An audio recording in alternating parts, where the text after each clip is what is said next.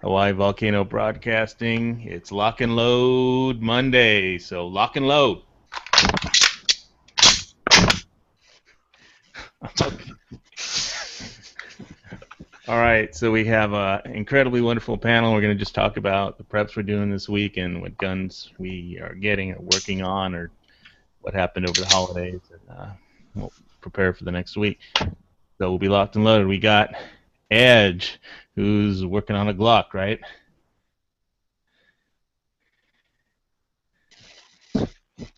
And we got Christopher, we got Stone Guy, and Moon. And so, Yep. Appreciate everybody tuning in.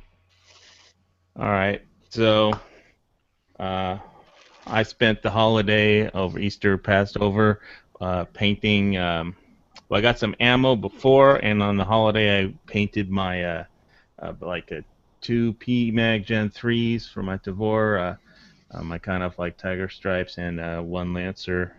Uh, and see there, I looked on the bullpup forums, and there are some differences, slight differences in the measurements, and the Tavor was working better with the Gen 3s as far as magazines loading in and coming out when they're supposed to without any problems, and everybody's replacing their Gen 2s with Gen 3s.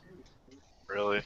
Yeah. Well, let me ask you guys this. I've been real skeptical about painting. And when you're talking about like rattle can, spray can. Yeah, Krylon camo paint and yeah, different shades, and then flat matte, which I still have Right. to So finish. what's the durability like? B, does it affect the tolerances? No. And C, do you worry about like the paint flaking off and getting into your gun, fucking it up or anything? It I mean, doesn't. not It really. It's comes off. But who cares? I mean, it comes off, but who cares? You can just reapply it. Yeah, it's just exterior camo paint on the polymer. I mean, the barrel is, internal, and um, I painted just the barrel, but really, if you do enough coats and the thick of a layer of clear, flat matte on top of it, it'll last a lot longer than if it was just paint. I was gonna say So, the clear coat when you're done. That'll also protect it. and Even again, it if is just camo. So, if when you're done, I mean, just get some like ferns, throw it on top of the ammo or the rifle when you're done, and I mean, take out the barrel and stuff, and then just spray it again with some other, I mean, Krylon, and then, it's it's not. just camo. It's not supposed to be perfect. If you get a paint chip, it's not like it's gonna break up the camo. Like I mean, the whole concept is, you lose the straight lines of the rifle. You don't want it to look like a rifle. You don't want straight lines. That's what the rifle wrap and little patches are for. I found the best rattle can spray paint to use with plastic mags is Krylon Is what, Fusion. Did you ever and hear of so it? what? Krylon Fusion. Well, I use like I didn't use enough. I didn't use any brown when I first did it, but my last two rifles, I did the PMax with a little bit of the brown. But usually I just use the sand, the light green, the olive green, and usually the rifle was black, so I just kept that, and I just put down the But I that. think what you're saying is fusion is that specially formulated for plastics or something? Yeah, I I didn't get a know that. link. I don't know. We were allowed to paint our rifles when I was in the army, and honestly, like if it scratches off, who cares? Like after you just reapply it. Don't even. I never even bothered sanding it down or anything. We'd hit it with some kind of degreasing agent, rattle can them. Cover all the areas obviously you don't want paint getting into, like inside the mag well, inside the dust cover. Just paint them, and if it gets chipped and gets knocked off, but honestly, like I kind of like the way it looks when it gets chipped and knocked off. It doesn't look. I think it looks better. The more worn in it gets, I think the better it looks. But that's my opinion. But Yeah, there's a guy that has a lot of camo stuff, and he just did a really good patrol video today called Brant0331, and there's a link. Is that on the Gun Channels chat too, or uh, Krylon.com, K-R-Y. Oh, the link just disappeared. I don't have it. The good thing about it too is if you don't like what you did, you can remove it and do it again. Whereas with Cerakote or Duracoat, it's a little more Permanent. difficult to remove. You gotta strip it off. Lester.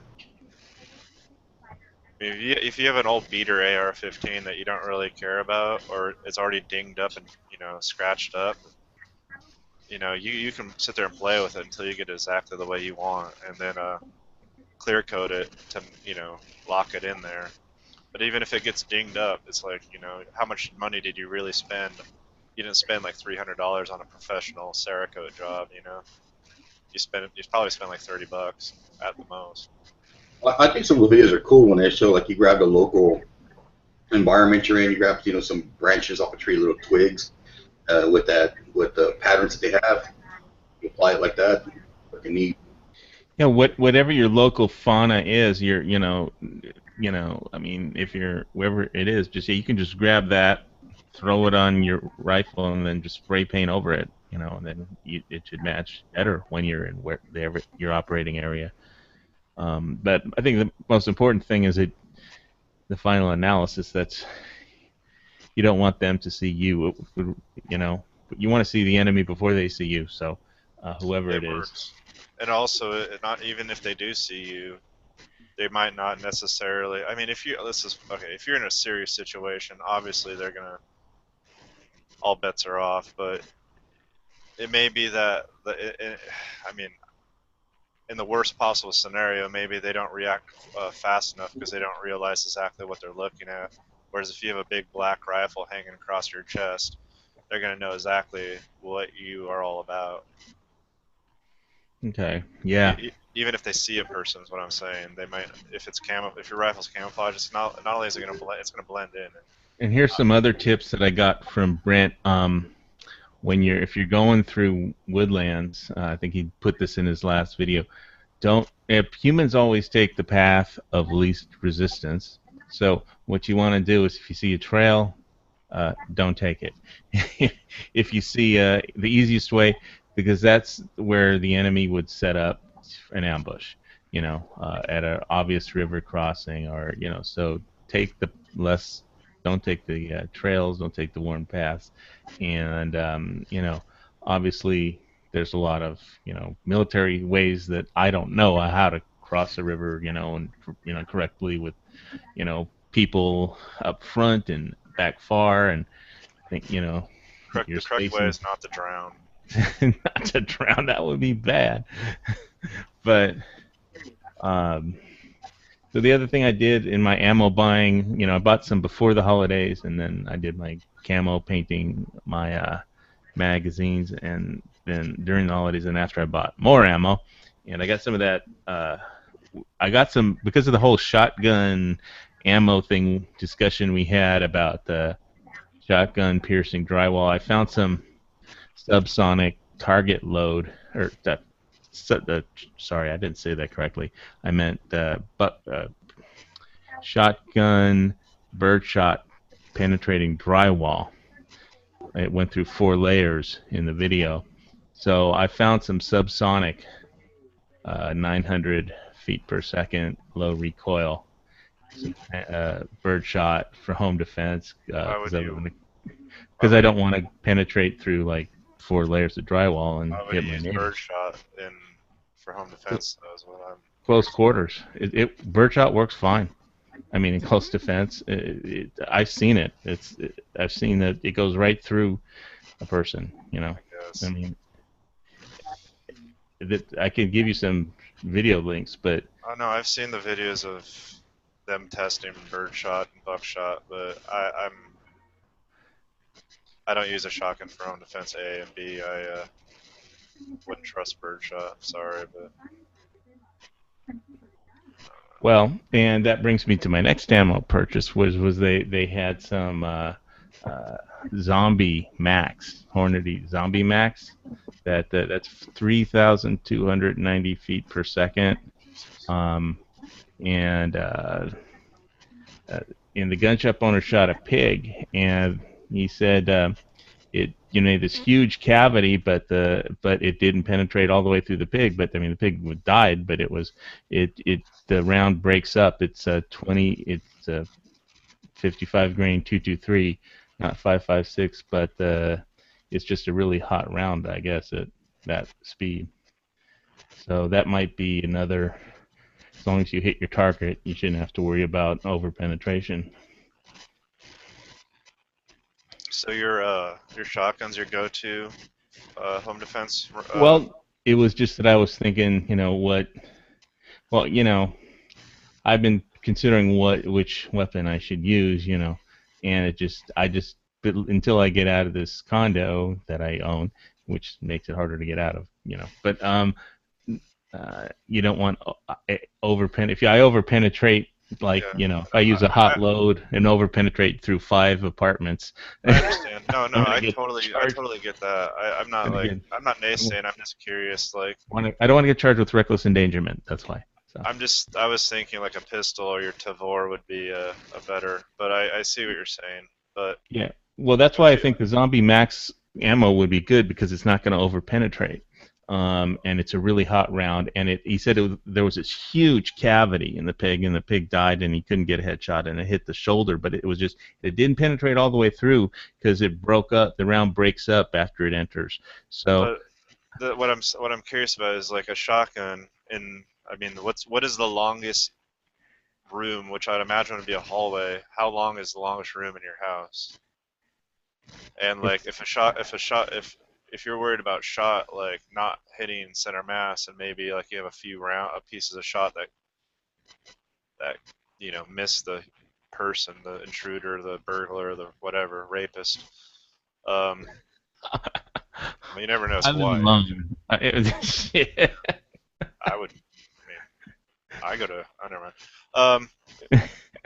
each his own. But which brings us to. Just curious, like, I don't know, like, the shot doesn't disperse that much over like, you would have to have a really long room is what I'm getting at, or you'd have to be a really bad shot to miss your shot on a human torso at whatever the applicable distance is, a normal average distance inside of a hallway or a room. I'm not going to miss anywhere in my condo with whatever gun I use. I don't think it's just a question of over penetration. That's the only issue in my mind. You're scared bird shot will over penetrate a human body?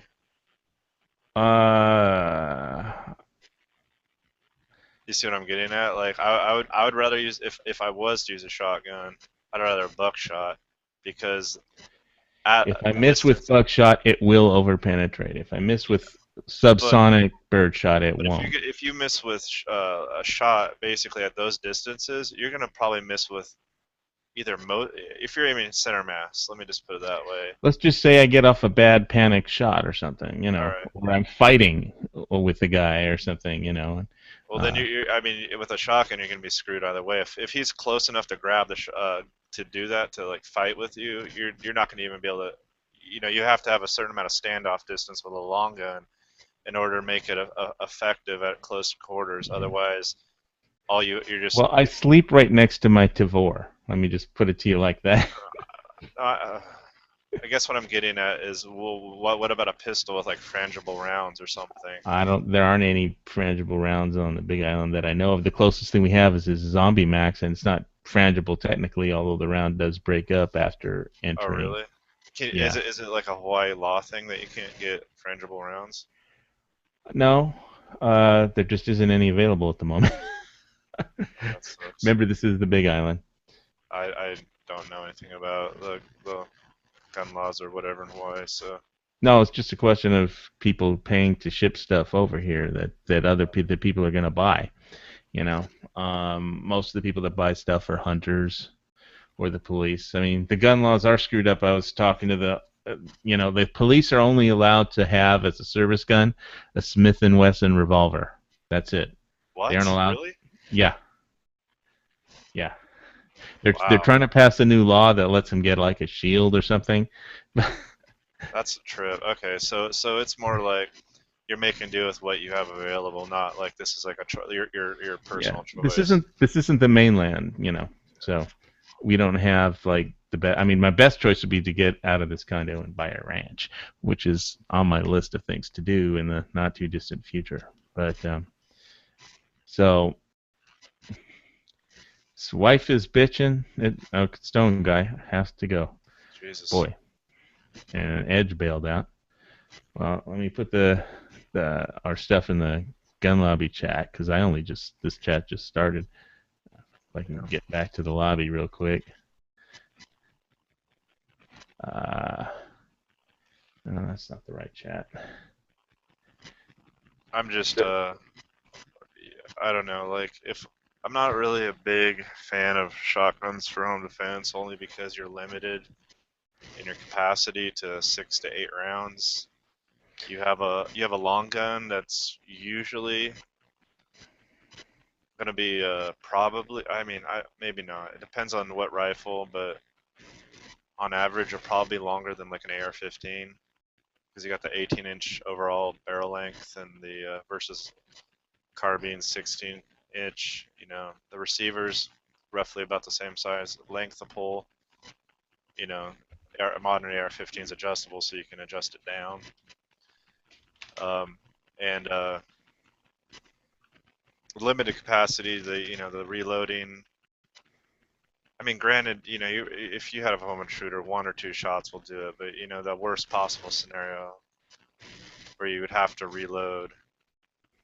That's like I said, there's I have there's a lot of considerations I make, and I love shotguns, but I don't keep mine loaded or I even bother with putting a short barrel. I have a short barrel for it, but I just keep the field barrel I use on it because I wouldn't even grab. It wouldn't even be the first firearm I'd grab.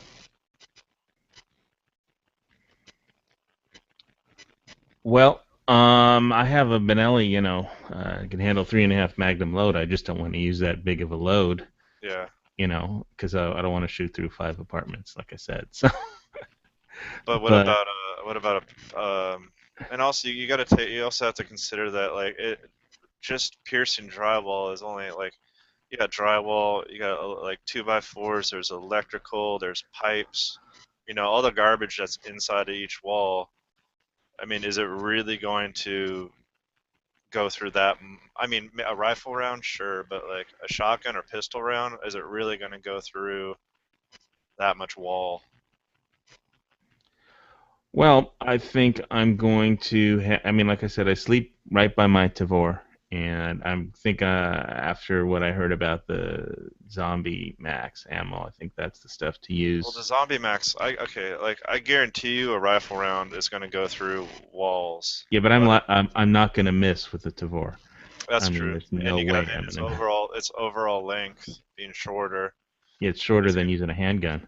It's gonna, yeah. So in that case, your advantages increase.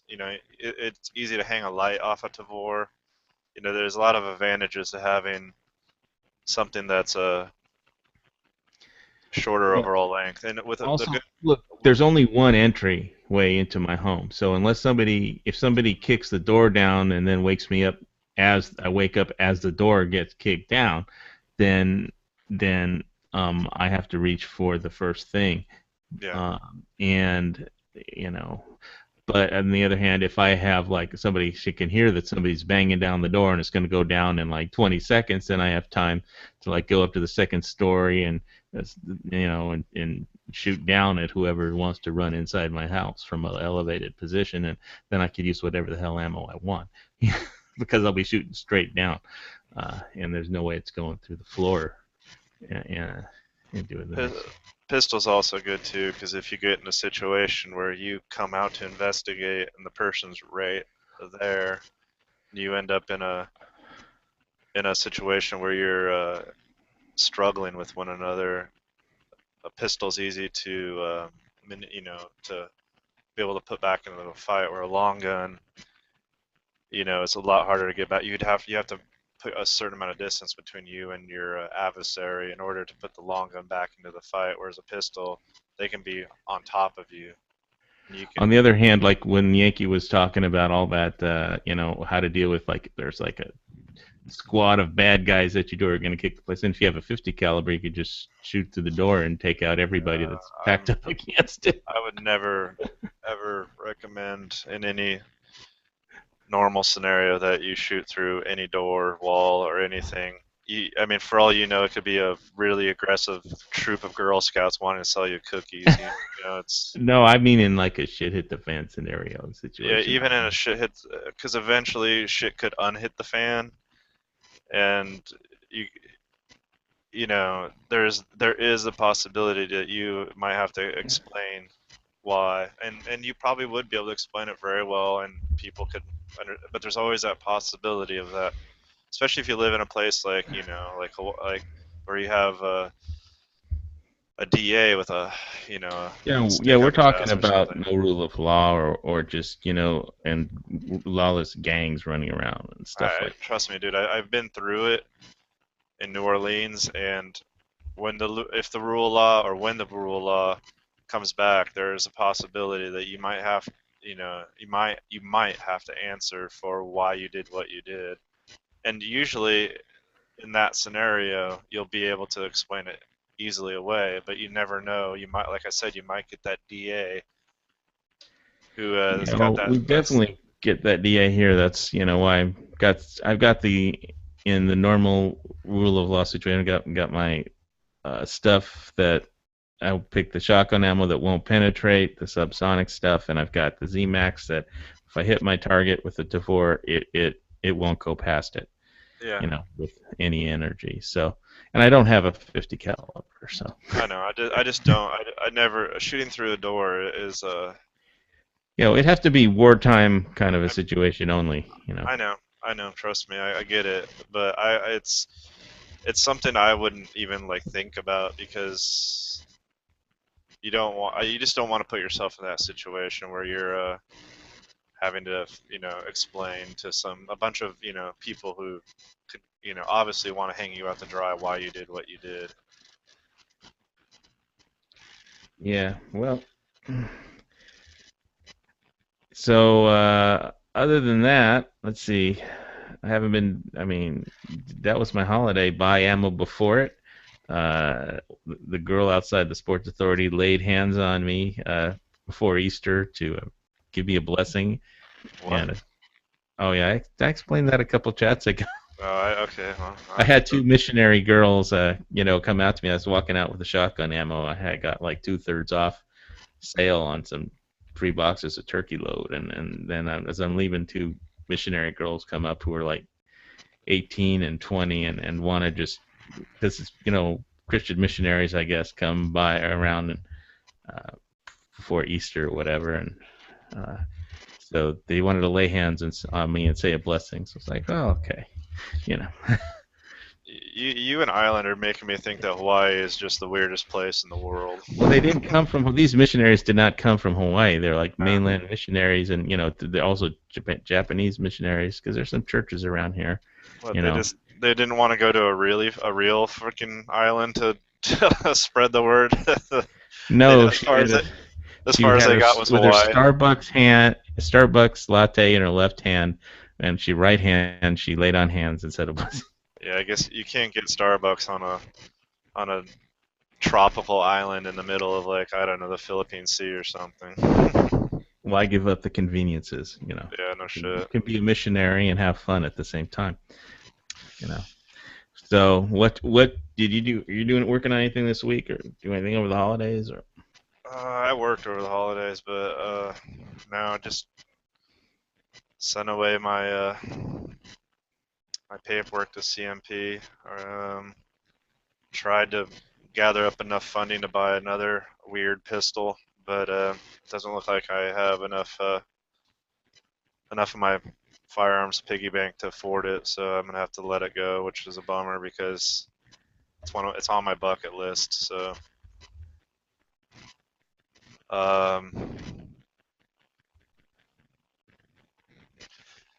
coming to realize that I need to stop buying firearms and start buying other stuff. Yeah, I think you reach a point where, I'm just in the saving for Lapua mode, and up until then I'll be buying like ammo and, maybe a steel target or two, or some of my, the Yeah. tarp, or, stuff like that I need, and just trying to get to the range more, I think, and work out. Work out a bit more, get out on my midnight hikes uphill around town, and do that kind of stuff. Maybe still trying to find the right fishing pole. But I spent all Easter working on, before Passover and stuff, buying ammo before, working on painting my camo painting with tiger stripes, my magazines for the Tavor, and bought more ammo today. So, and I won't talk about all the World War III stuff going on. Yeah. That put everybody to sleep. Yeah, don't you're wasting your time. World War III's been almost trying to go on for how many since I was born, so whatever. Yeah, well, I'm it'll sure get there eventually. I'm sure in between after the end of World War One, people are like, oh, World War II, right around the bend, and they wouldn't have been wrong. But still, I'm not going to try to stick my finger in that dike, and I'm not talking about a chick with a flat top. It's if it happens, it happens. If it doesn't, thank God. But yeah, I need to figure out I gotta figure out a new gun safe situation because I don't have room for all my long guns, and that's a problem. Yeah, I have to make do with no gun safe, unfortunately. I mean, I have a second level and a closet where I put everything, but I generally sleep on the ground floor, so my Tavor is right just on the couch, or leaned against the couch. Yeah, well, I need to do a gun safe, and then I need to get another. I want to get another. I don't need. I want to get another AK, but You need more than one? yeah, I need more than one of everything. Are you kidding me? I have. Why? Why? Why not? Because I can. I have 3 ARs. I only have 1 AK. I wouldn't mind having 2. Well, Dude, I'm in. I'll be happy when I have one of each flavor of M1 Garand. I have multiples of a lot of fire. I have 2 Winchester 94s. I have 2 1903s. I have 3 Glocks, 2 of which are one's a really early gen, or excuse me, one is like basically an original Glock 22, and the other one's a Gen 4. So they're both Glock 22s, but one is just like old, it's one of the original ones when it first kicked off that model line. So I'm kind of like partial to it. I've never had a Glock. I've got 45 1911 Colt, and from that's 30 years old, and Shit, I'd rather use that 1911 for home defense than a shotgun. Probably well, that'll definitely penetrate right through a bunch of drywall. I don't know. Yeah, but it'll kill the freaking dude in front of you if he's close enough, or if you don't miss. I should say, not close enough. If you don't miss. Yeah, I gotta buy some optics. I gotta upgrade a couple things. There's a lot of stuff I need to square away that I haven't.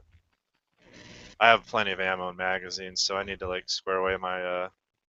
Define plenty of ammo and magazines. I have enough. I need another AK because I have so many damn AK magazines. It's almost embarrassing that I only have 1 AK. It's like nobody needs as many AK mags for 1 AK. 2, I can at least I'll feel better about myself. I have a few also of those. I'm glad that Classic Firearms didn't fill the order during the ammo panic, but they didn't want to ship like 200 AK mags to Hawaii. What about you were saying about the Tavor? What does the Tavor do with the Gen 2 mag? Is that Uh,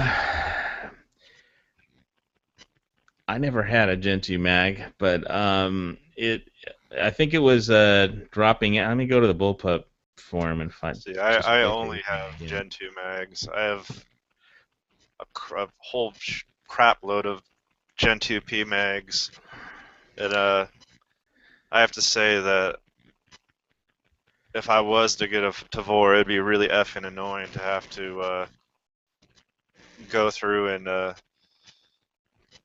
Trade out your Gen 2s for Gen 3s. yeah, that would almost be a reason not to buy a Tavor, to be honest with you. Magazines are dirt cheap, man. What's the fucking problem? Dude, You get them for yeah, but 10 bucks each.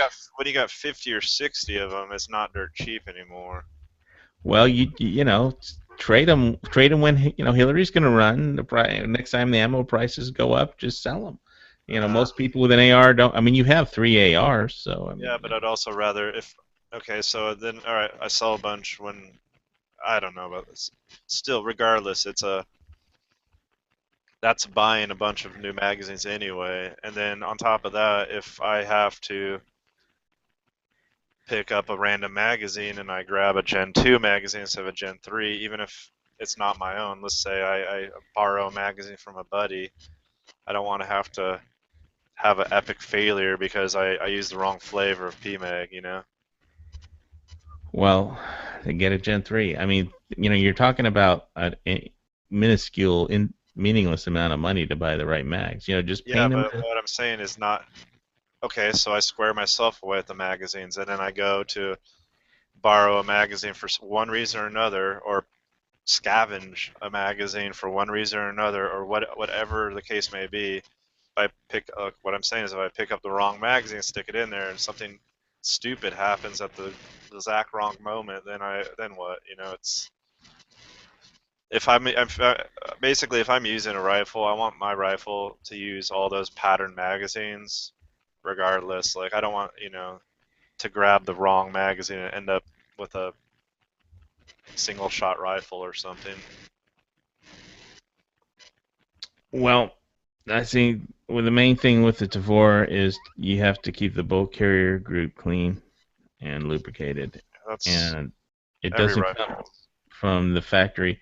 Yeah, but it doesn't come from the factory that way. You got to take it apart right away before you even shoot it and clean it. Well, I mean, if you're buying a brand new rifle and you don't take it apart and clean it out and run something down the barrel, I don't know, you're rolling the dice, you know.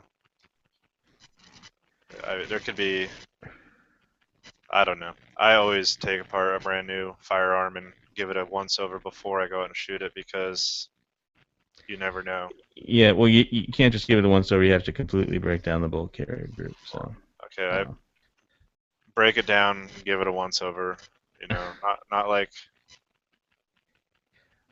Madness March Mag Gen 3s for $9.99.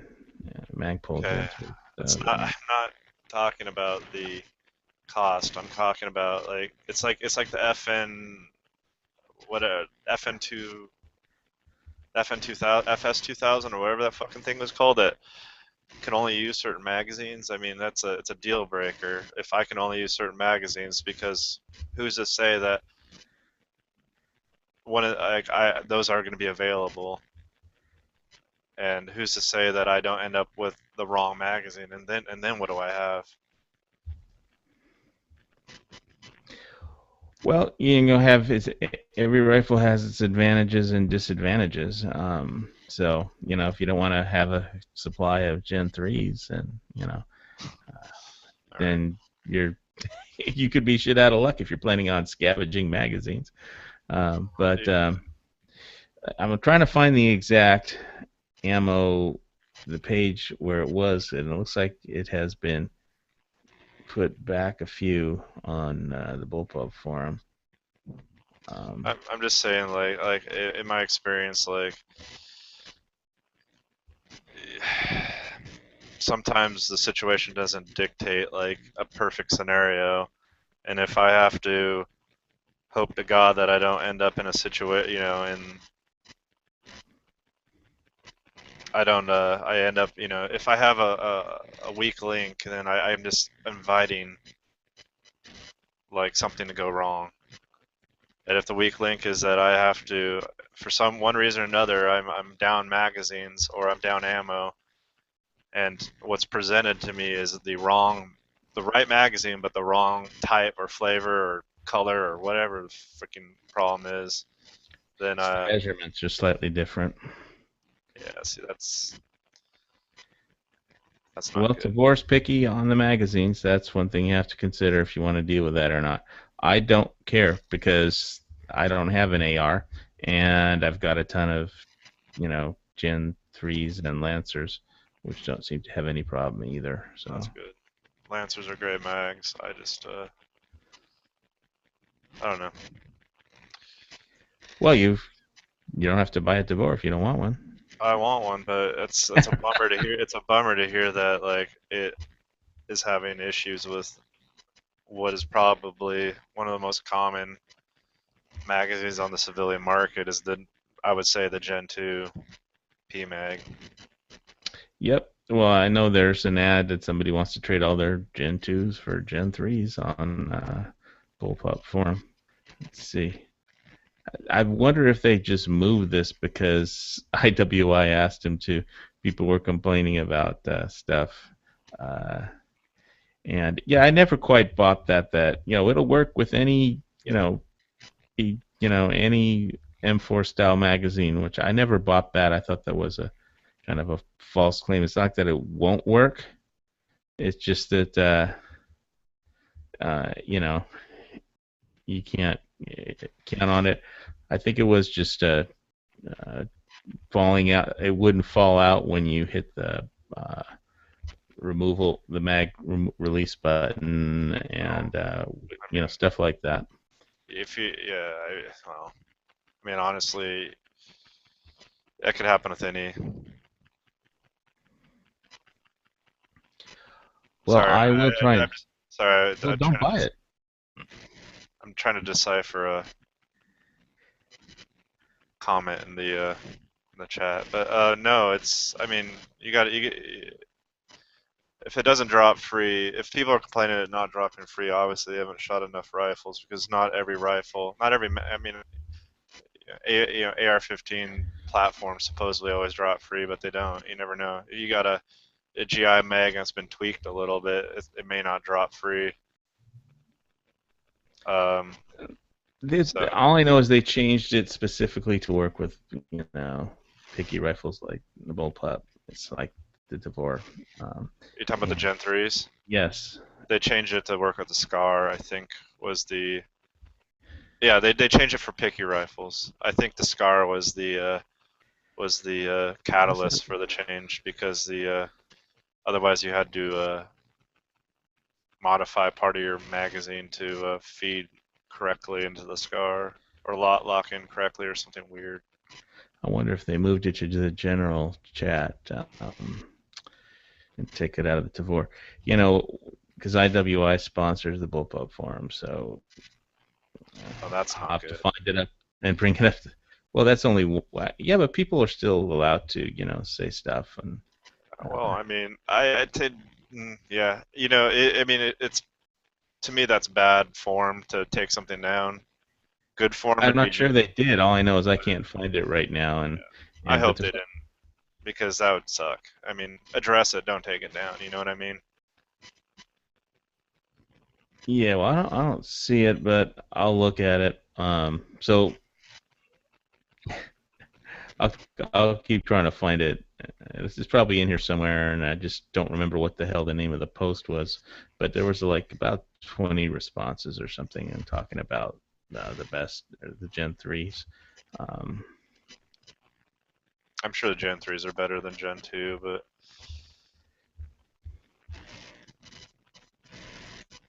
I don't know. I don't care. I'm not going to buy a bunch of new magazines. Well, like I said, I'm not trying to talk you into buying a Tavor. Oh, no, I'm not taking it that way.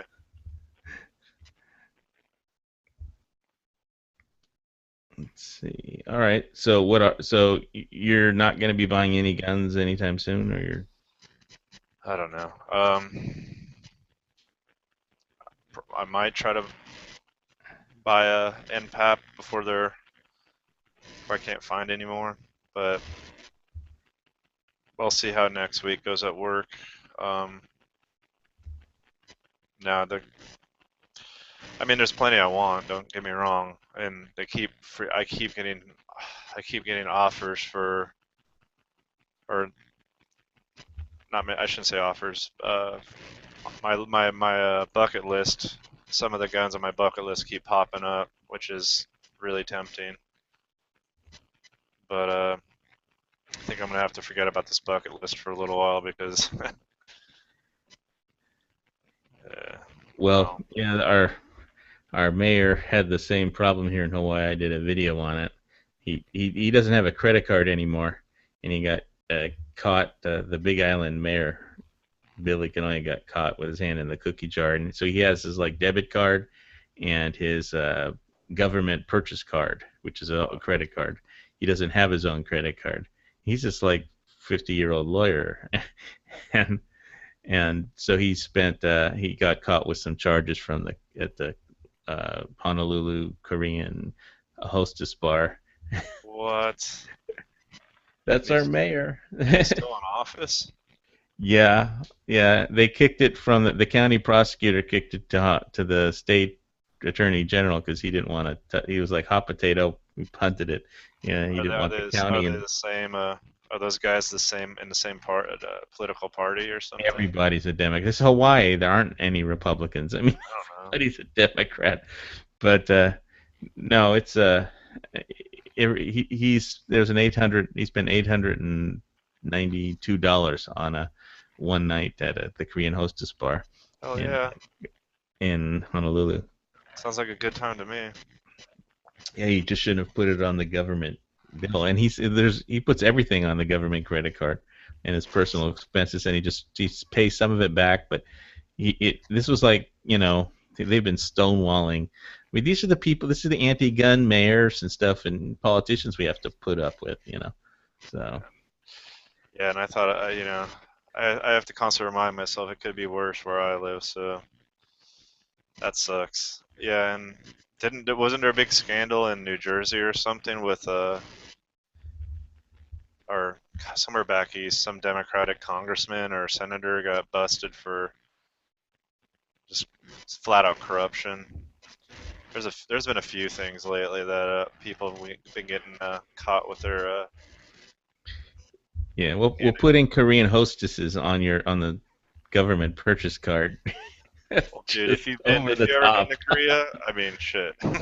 Well, I've been to that Evergreen bar. I know.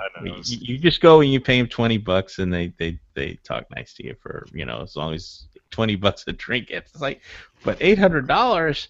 Unless you're Bob, that you'd have to pay like $40 or $60. Well, he didn't. First of all, you never go into a Korean bar and give them their credit card because the first thing they'll do is check to see what your limit is. Try to figure out how to get you there as fast as possible. So yeah, first of all, you probably should never go, but the girls are nice. That's all. Honey trap. What? Honey trap? Money trap would be more accurate. Yeah. So, but anyway, so you just can't put it on the government credit card. But he did. He said, oh, he paid it back. No intent to defraud, and so the attorney general will investigate it. But yeah, that's our anti-gun, mayor on the Big Island, and the new governor in Hawaii. I called him in, and they've been like stonewalling the press freedom of information requests for like since 2010 on his. Anti-gun doesn't mean he's anti-corruption. He's for hookers, but against but anti-gun. I guess everybody's got to have their vice. Well, guns aren't vices. Speak for yourself, man. They are devices, not. Oh, I've gone beyond device to vice. So I'm at the point where I'm collecting, which is part of my problem. How are you guys doing today? Oh, hey man. Well, just popped in. Basically, we've been discussing Tavors, how not to shoot, what loads of ammos. Don't shoot through drywall and in apartments, and what we're going to be working on this week. I'm doing okay. Got some Okay, no ammo. problem. What's up in Canada over there? Oh, we got more snow today, but it melted. Get anything new? What were you working on last time? Monday Lock and Load. I think it was something along the lines of, what was it? It was a new knife and hand loading. Right. I remember you did the lock and load thing with your crossbow. So Yeah. you missed our opening lock and load. We had 5 people in here that just went all at the start at the same time. So pretty Yeah. cool. Anyways, this week though, I came back from a gun show yesterday and I picked up some Mosin Nagant brass and some 308 brass, so I'll be hand loading that sometime soon. So that'll be what I'm doing in the next week. Well, that'll keep you busy. Yep. I gotta finish taking up some touch up with some mineral oils on my magazines, and then buy a can of flat matte Krylon to finish just coating the magazines that I painted over the holiday. And then I'm gonna get out to the freaking range this week. That's the last thing I do. Listen, at this gun show, the gun show I was at, they had the range open and you were able to go rent firearms. What was Some it of the called? What's guns the name they of the had- gun show? Hmm? What was the name of the gun show? It's the Grenville Sportsman Gun Show. Okay. You've probably never heard of it, I'm assuming. I don't even know what Grenville is. It's a township around here. Anyways, they had they had a SIG P226, which I finally shot. They had a Ruger, it was the new Vaquero. They had an original Model 92 in 4440. They had a reproduction Uberti Sharps 4570, a couple double guns, a new production, I think it was a Rossi 92 and 357. I got to shoot them all. It was real fun. Got to shoot the Uberti? Oh yeah, I got to shoot the Uberti. That was fun. You take any video at all, or? No, not this time. I have video from last year I went there. I shot, they had a Beretta 92 and the Vaquero again.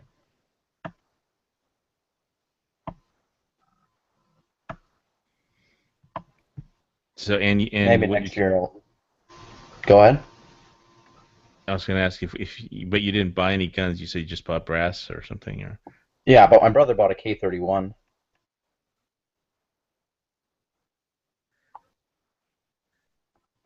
He's been really looking for a straight pull bolt action, so he bought one.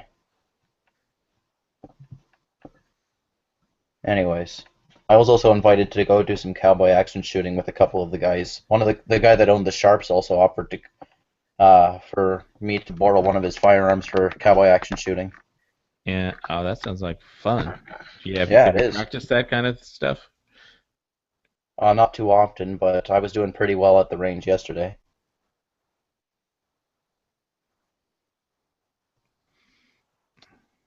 Okay. Yeah, I've been looking through this. I think I found well, no, I'm looking through some bullpup forum chats and stuff, trying to find something. But so let's see. Okay, so I know Bob's not coming on because he says his mic is busted. So, Okay. Are you trying to get more panelists in? well, yeah, I think some people cut out early, so we got caught. We started with the full panel, but it faded. Stone's wife was yelling at him, and what happened to Edge? Get off the freaking lobby chat. But people have real lives, so I try and do the lock and load chat and just talk about whatever I'm working on, for the week, and whatever everybody's working on. I think Ed said he's got a new Glock, but couldn't get too far into it because he had to drop out early too. So Yeah. I wish I got some footage of me at the range. I mean, I was doing pretty well with the Ruger Vaquero. I really like that. They had some really downgraded 357 load, so it was 357 on the head stamp of the brass casing, but it felt like 38 basically.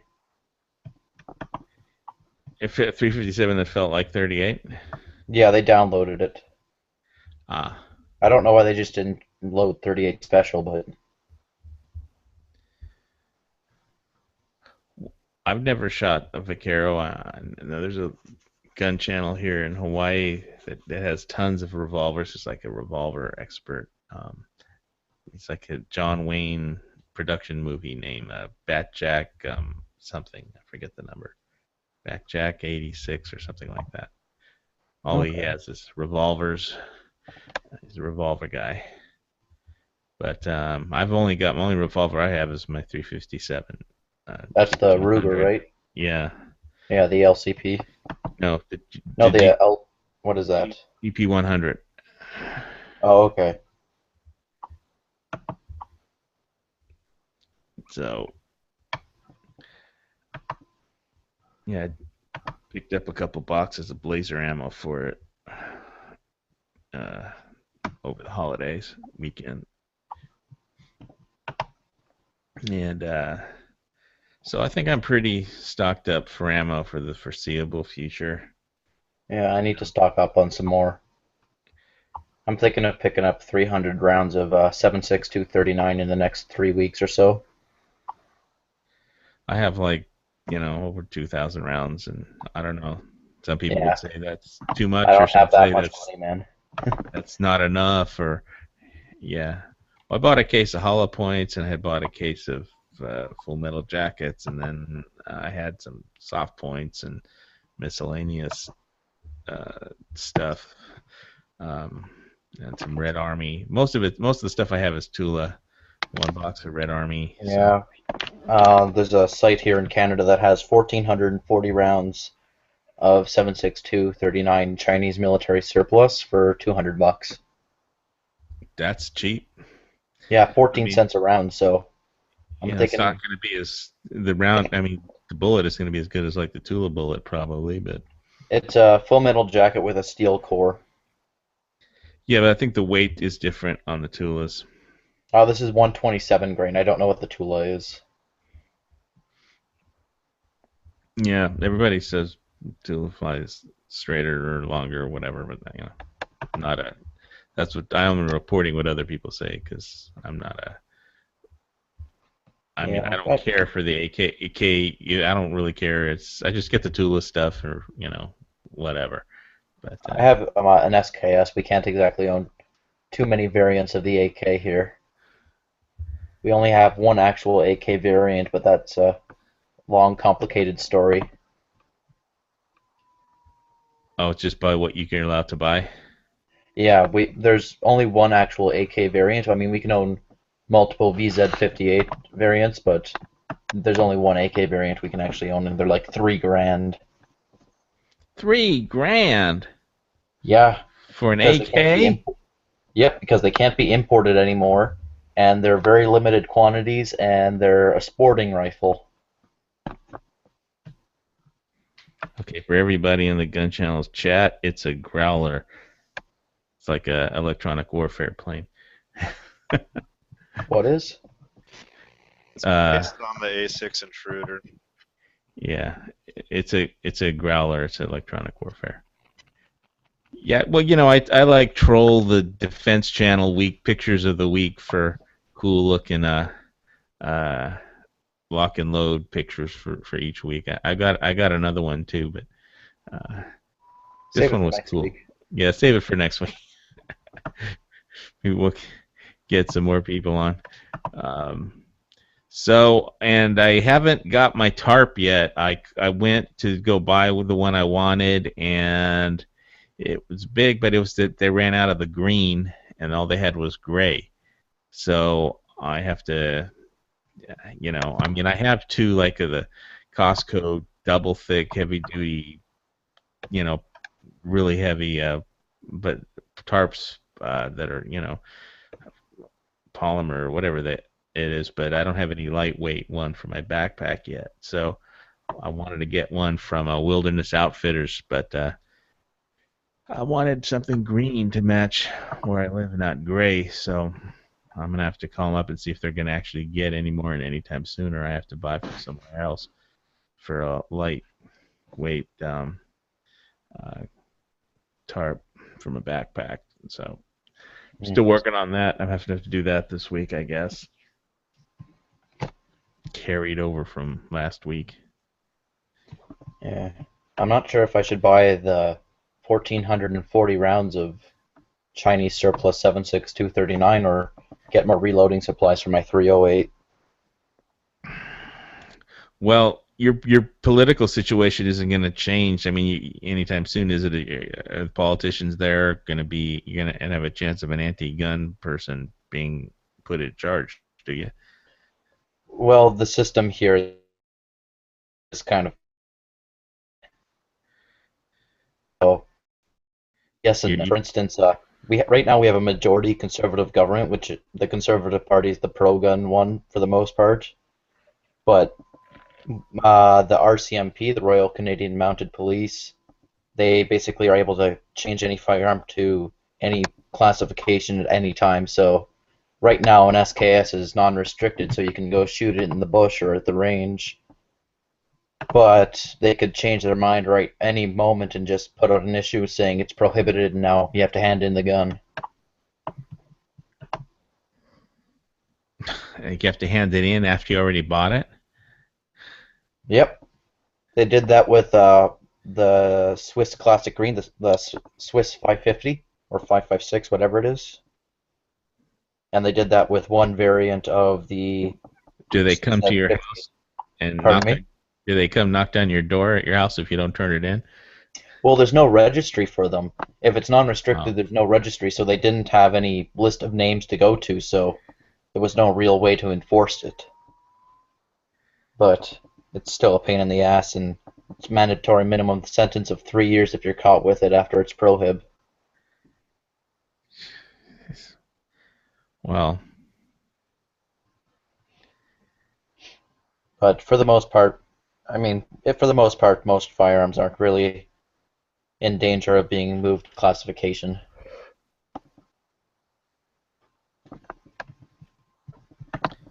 So, but as far as the ammo goes, it's, you know, they're not going to start banning ammo or anything. Well, I don't see why they'd ban ammo. But they tried it over here. Yeah, you guys, they have a different version of gun control over here. Like, they don't give a shit if a gun has a pistol grip or if it has a collapsing buttstock or a barrel shroud or something like that, or a red dot sight or this aesthetic features. They just care about the functionality of the firearm for the most part. A lot of guns they call out to be different classifications by name.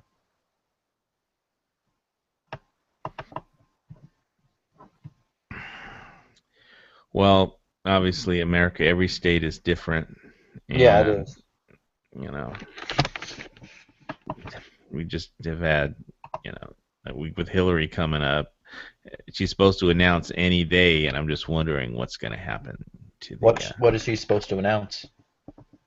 Either that she is or is not running for president, you know, and basically unopposed in the Democratic Party. So, you know, I wouldn't say she's unopposed. In the Democratic Party, well, who's going to beat her?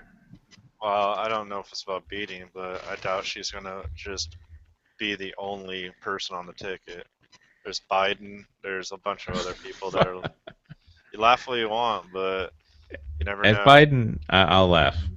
Okay, Hillary was the sure fucking bet when Obama was nobody, and look how that went for her. So, and she's not exactly been. I don't know. Look, I wouldn't vote for her either, but I just don't. There's nobody else coming. Who's on the Republican side? There's other Democrats. There's nobody. It's what year is it? We got a while. 2015. Yeah, I know. So what I'm You saying is asked.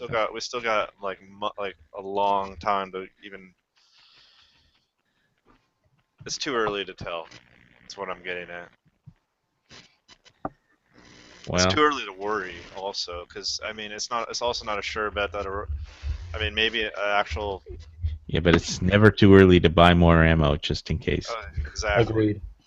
But you never know. I mean, maybe we'll get a reasonable, intelligent Republican to go and run. Maybe. That'd be nice. I mean, I can dream, can I? If who do you have in mind? What would you consider? Name one person who you would consider an intelligent, reasonable Republican. Oh, don't ruin my dream, dude. Come on. I mean, I'm trying to be optimistic here. I don't know. Fuck. I know. It's just everything's, Well, we did it to ourselves. I mean, look at the fucking people we got to like choose from. I mean, They just speaking of wasting money, like Billy Kenoi spent all that, our mayor in Hawaii spent all that money on Korean hostesses and put it on the government card. They just United States military is mothballing the SBX system. Did you guys hear about that? No. $10 billion sea-based X-band radar. It's like these big floating pontoons with this big round white circle on it, globe on it, and it's basically was supposed to. They spent $10 billion with Raytheon, and they're mothballing the thing because the whole concept, they're in Honolulu here, Pearl, because they it was the whole idea was they wanted to use the X-band because they can accurately tell whether the incoming missiles are actually are dummies or actually have warheads, and it's very much more precise than the other type of radar, but they just couldn't get it to work after $10 billion, and Congress said, okay, that's enough. Where they're mothballing it, and they'll let the research continue, but and Raytheon was saying it wasn't a waste of money. It wasn't a waste of money. If we had another, few $1 billion, we could make it work. And so far, they just, gave up. The Congress, stopped funding it finally. I mean, they had after $10 billion, it was time to say, well, it might work one day, but right now it's not. And for some reason, they couldn't get the sea-based X-band SBX radar system to work, but they have. If you look it up on the internet, they have pictures like they're mothballing it in Pearl, like I think today or this week or something. And they have pictures of it in California space. It's either on they have some pictures where it's on a huge tanker and it's like mounted, but they also have pictures where they're just like towing it and the pontoons float. I think they put it on this big oil rig, and so there's $10 billion down the drain. I didn't get a picture of that one though. Could be worse. It could be the freaking whatever the new what's the new Lightning? The Lightning 2. God, what is it? The F-35. Yeah, the F-35. Well, they need a new engine for it, right? Because the current engine isn't powerful enough. Or what about the gun system that doesn't work? Or what about the bombs that can't drop? Or what about the problem with the main problem is that the engine of the F-35, it has to in order to maintain stealth, it can't it can't like just kick in the afterburners and it'll lose all its stealth capabilities, and so it's just not powerful enough to maintain its stealth advantages, and which it would lose if it kicks in the afterburner. So the engine that comes with it, are basically just not powerful enough. And yeah, well, that's like with any new system. I remember when the Osprey, that how how many crashes they had when that program was starting? Yeah, Marines but- kept dying. How many times everybody was demanding that they cancel it? A lot of those are pilot errors, whereas this thing, fine, the engine isn't right, but this thing also is having difficulty dropping certain bomb loads. It's also having, I guess its fucking gun system is like just not happening for, I don't know when they said it's going to have a gun mounted on it. And this is the plan they want to use, or this is one of the plans they want to Well, they've phase got, out our current ground attack aircraft for this aircraft. And I'm sorry, but well, part of the- everybody signed on to this, so it's the project that can't fail because every branch of the military has signed on to the F-35, and it cannot be allowed to fail. That's the official policy. yeah, They're just going to keep throwing money at it until it works. I just don't know why the Raptor wasn't enough. You know, granted, okay, this is what I've Stealth. In my time, yeah.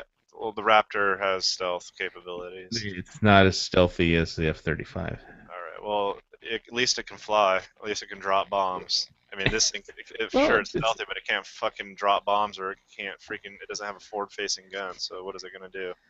And the only thing I took away from my time in the military was anytime somebody in the military tries to do a fix-all one thing for all job, like, don't worry, we're gonna make this one thing and it's gonna do everything. It's usually a freaking nightmare and a failure. Like, you need different. You don't open your toolbox and be like, let me pull out my tool to fix this problem over here. No, it's like, let me open my toolbox and get out the different tools I might need for this job, or the different tools I'll need for that job. It's like, I do have an F-22 lock and load picture ready to go. I'm just saying there's no such thing as one tool to do all jobs, and that's what they're trying to do right now. And it's Joint Strike Fighter. and it's freaking it's fucked. I mean, there's a reason we have these different planes. It's because these different planes can serve a different role. The F-18 is fits the role of certain people. The A-10 fits the role of other people. The F-15 fits a different role, and they can all do each other's job, but some of them do their particular job better than others. And They're phasing out the Hornet because of no stealth, basically. So, yeah, well, welcome, Quark. at least the Hornet can drop bombs and freaking shoot it and fucking fire its gun at Give it, people. they're going to throw money at it till it works because they've decided it's too big to fail, Well, I don't know. like a bank. There's They also could've- Talking about the 22? What's no, that? I'm talking about the F-35. Oh, 35? Yeah. Yeah, they're. What a piece of crap. And also the fucking I don't understand where the single like I would always, to me, like, I mean, what do I know? I was never a pilot, but you think the twin engine design would just be a better idea? That way, if you lose an engine, you still have something to push that thing through the air. But like, Yeah, look at the freaking Warthog. It loses an engine and it's still capable of fighting. most of our It's all about stealth nowadays. This is the first fifth-generation fighter, right? That is going to be, and it's going to take time, and lots of money that they're going to throw at it. I promise you, they're going to keep throwing money at it. It's till not it the works. first fifth generation. The F-22 is our first fifth generation. Or, No, that's fourth generation, isn't it? no, it's fifth generation. Fifth. All right. In fact, I thought the freaking Nighthawk is the first fifth, or maybe no, that's fourth generation. You're right. No, the F-22 is fifth generation. Well, I know Israel is supposed to get some of these F-35s, but Well, it'll give them another reason to be pissed off at us. well, yeah, Israel will take them and then make them work. They have that- probably they've been known to do that, Yeah, but But they got to get the right engine in there first. I mean, at least because if it's just not a powerful enough an engine that they have in there to work without to maneuver and because you cannot use afterburners Stealth, and stealth maintain is all stealth. good and fun until you suck a seagull through your freaking intake and you lose your one and only engine, and then you're screwed. You know, like I said, like at least like other platforms that use a two-engine design can do that, and hopefully not flame completely out and fall to the ground, which happens. I mean, there's been plenty of FA-18s that have dropped out of the sky, but still, I don't know. Yeah, well, the whole concept with fifth generation fighters is to just blow the other guys out. And that's the first indication that they have that you're theirs. One of their squadron just gets blown out of the sky. So I will say stealth is like, oh, look, that sparrow's going 600 miles an hour. Yeah, stealth is all good and fun until you're trying to do other jobs like ground attack. And I'm Yep. sorry, like every time we have gone to the latest and greatest, it always proves that there is that design. Like it happened in World War II with ground attack. It happened in the beginning of the jet era with ground attack. It happened in Vietnam. Like when they're like, we don't need to put guns on our fighter jets anymore. And then what did they have to do to the Phantom? They had to strap a gun to the bottom of it. Gun pod. And you think they're going to build like a B-3 bomber or something? You know how much the B-2s cost? Well, it's not even about dropping bombs. It's about like the ground attack role. Fast and stealthy isn't applicable when you're only 100 feet off the ground. You need loiter time, you need durability, and you need to be able to carry a tremendous amount of firepower, whether it's guns or bombs, to deliver on target. And if an F-35 is what you got loitering above you, and it can only carry 1/3 of the the payload, or 1/4 of the amount of rounds in its gun. If it has a gun that works, then what is the point of having it above you? It's like you go walk into a gunfight with a double-barrel shotgun, and everybody else has got an AR-15. You know, that doesn't apply. Airplane stuff and ground. It's two different worlds. No, I'm talking about the ground support role. Like that's what. All right, we can talk about like shooting other fighters out of the sky all day long, but what have we been using our fighters for since? Fuck, I don't know. Air superiority. Okay. Basically, that's the main lesson about aerial. You need to know about military force and the Air Force is that bombers win wars. Not fighters. It's always about the bombers. The fighters get all the glory, but it's the bombers that win the war. All right, but okay, let me try to explain this again. Like when you're in a ground support role, you're not doing that in a bomber. You're doing that in an attack aircraft like the FA-18 or the A-10 or the A-1 Skyraider. A lot of choppers do that stuff now. Yeah, but they also have a limited payload, whereas like something like an A-1 Skyraider or an A-10 has an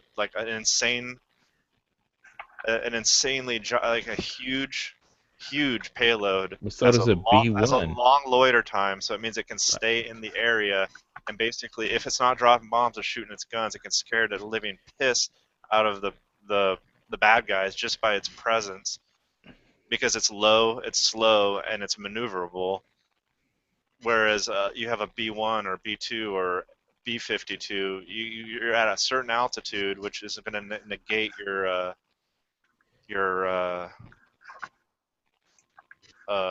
precision.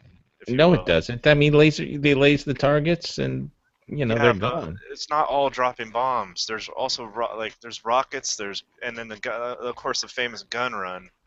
You can only do so much at a certain altitude, and believe it or not, like laser guided bombs aren't perfect. They're fallible too. So they're GPS guided now too. Yeah, but what I'm saying is that the closer you are to your target, the more likely you are to hit it. At least in my limited scope of reference. I mean, GPS guided bombs. It doesn't matter what altitude you drop them from. You would think so, but that's not always the case, man. Trust me. They can go completely off course. It's when the pilot is closer to the ground, he has a better chance of hitting it because he can make calls that a guy that's at 35,000 feet can't make. Yep. Well, basically, the if you're trying to carpet bomb an area, bring in the big bombers. If you're trying to do ground support or an attack roll, it's not about carpet bombing. You don't bring in the you bring in the B2s to take out all the air defenses and gain air superiority. And that's what the B2s do. They crack open the the defense. They go in first. The stealth guys go in first, and take out the air defense systems, and then you send in everybody else. So, yeah, okay, but then at the end of the day, when all that's said and done, what do you have? You have a support role, as in ground support, and in ground support, you don't see F-117s freaking doing ground support. You don't see B1s. I see B1s and F-18s and okay, and F-18. Apache Okay, choppers. hold on though. F-18. That's not even the correct nomenclature is FA-18. Super Hornet. That's because it has an attack. There's an attack variant, or it has an attack role. Whereas, okay, let's go back to history. Every time we've said we don't need attack aircraft, we've had to unmothball some plane that was made like 20, 30 years previous, realizing it was the best freaking thing for the job, and put it in the service. That's what happened with the Sky Raider. That's what it's happened a lot of different. They're going to bring back the A-26 was used in Vietnam. It was a World War II aircraft that got repurposed in Vietnam and was actually redone by Cavalier, I think, rebuilt a bunch so they could use them in Vietnam for ground attack. Are you talking about the Douglas 8 Invader? Yeah. Yeah, trust me, man. Like, F-22 is all great. F-22 is all good and cool for an interceptor or for a fighter aircraft, but when it comes to ground support, no. When it comes to ground support, it right now it looks like the worst. It's got a limited payload and it's got a gun that doesn't work. So what good is it? Like, there's roles where stealth means absolutely nothing, where you don't need the guy that's supporting you in the aircraft above. You want him to have a huge payload because that means he can stay on target longer, which if you're in a desperate situation, might mean the difference between life and death. If he goes Winchester and has to leave station to go refuel and rearm, there goes your support. Yeah, that's why the A-10 has been so awesome the last, And before that, it was the A-1 Sky Raider, which and but before they aren't bringing back propeller planes. I mean, it's not a matter of propellers, dude. It's a matter of like payload and loiter time. And sometimes being fast doesn't mean shit if you burn up all your fuel in like 30 minutes, an hour. Whereas another payload's gone in one pass. Well, B2 bombers or B1 bombers, they use those for support, and they have tons of payload. So. Yeah, they do, but they're still, again, they're limited to how low they can get. Can't hear you, Bob. I'm turning up his volume all the way. I can hear Bob pretty good. Try it again, Bob. Yeah, it's okay, man. I don't have a mic, so I'm speaking into my laptop. I can hear Bob. I turned your volume up. I can hear you now. Okay, cool. B1s and B2s and all that shit, like, those planes also cost a small fortune to put into the air. And that's why you see FA-18s and F-15s, planes that are readily available aren't big-ass giant bombers. They're usually going to be a fighter or an attack aircraft. Well, yep. And the really sad thing is they've just finished re-winging the last of the A-10s. They just put all new wings on the fleet that they had available, right? So they've only just finished doing all these improvements to them. They've got helmet-mounted queuing sights, helmet-mounted queuing, sights, so they can look at a target and the missile will hit it. Well, I think what you need to deal with is the fact that if there's a major war, you're going to be going up against, like Iran with they're going to have Russian S-300 missiles, and if you're anti-aircraft. So if you're going to be going up against Russian anti-aircraft systems, then all those planes you're talking about are fucking useless. No, they're not, dude. No, Like, actually, because No. you send in the stealth first, right? And they just wipe out all those systems. and even if they can't, there's just look at Wild Weasel. If you don't know what it is, look it up. It's like there are all kinds of ways to attack and destroy any kind of anti-aircraft battery. Not only that, like, attack aircraft role isn't flying in there like first guys in the door. Their role is to support ground troops and to dispatch armored vehicles and other things that, like I said before, with like long loiter time and a giant payload. And if you fighter and interceptor aircraft they can't do that as well as a straight wing, low flying aircraft can. And Chris, correct me if I'm wrong. You experienced both while you were on the ground. Yeah, I have. Trust me, man. Like, Yep. I don't even know what they were. I think they're F-15s. While you can hear them up there, and they're fucking awesome, and Apaches and all that stuff. But like, if there were A-10s on station, because they're flying so low, their presence was enough to usually scare people away, because they're not just like buzzing or like roaring. They're not that high ceiling. It depends on what you think the next war will be like, because Afghanistan was different than Iraq. Iraq was different than. When has anybody been able to predict what the next war is going to be like? When has anybody been able to predict it? Yeah, they're always different. So why limit yourself to one tool in the toolbox? Yeah, and if you're going to have boots on the ground, perfectly capable airplane that we've paid up, or not we have, but the Americans. It's like, okay, a pile of money for. I'm going to buy just upgraded. I'm going to buy one firearm, and I want that one firearm to do the role of every firearm. I want to be able to shoot skeet, concealed carry it, shoot a moose. All the branches have already made the commitment, so we're arguing over almost a moot point now, because every branch has bought into the F-35.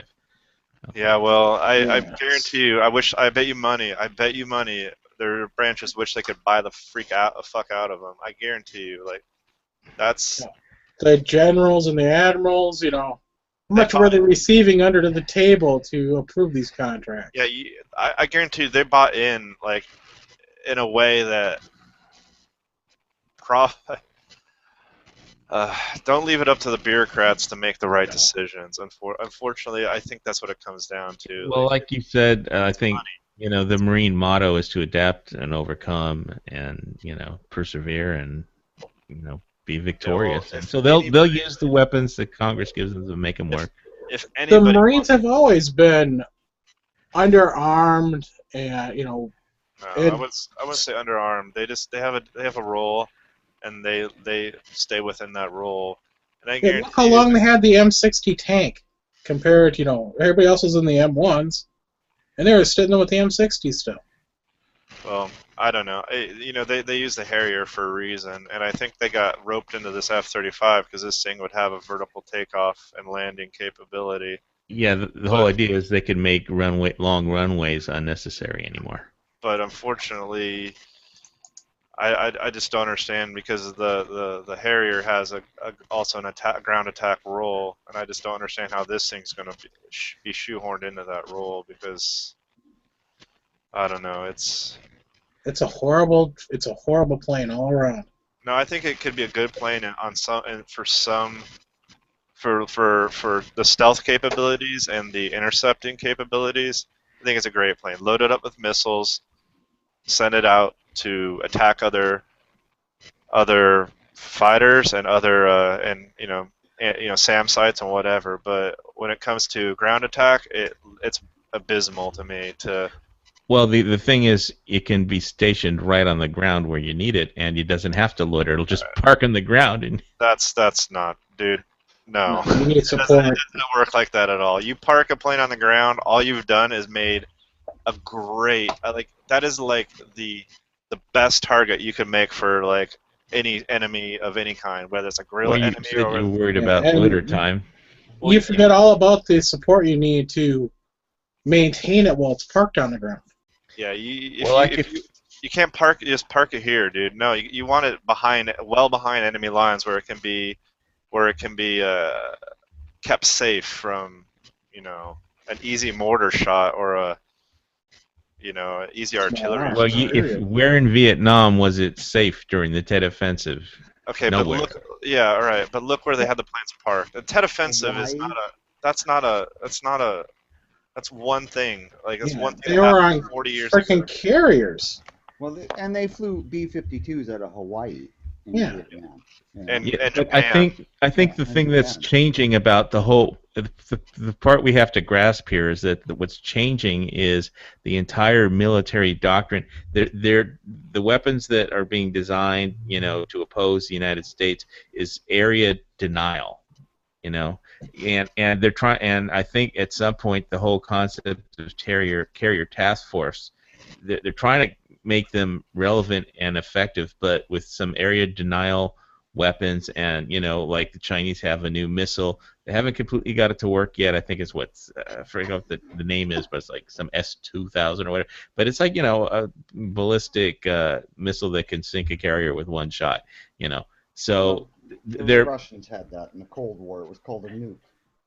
no, but it's not a nuclear weapon. And once that ballistic and Iran has ballistic missile technologies and silkworms, factory right on the Hormuz Straits.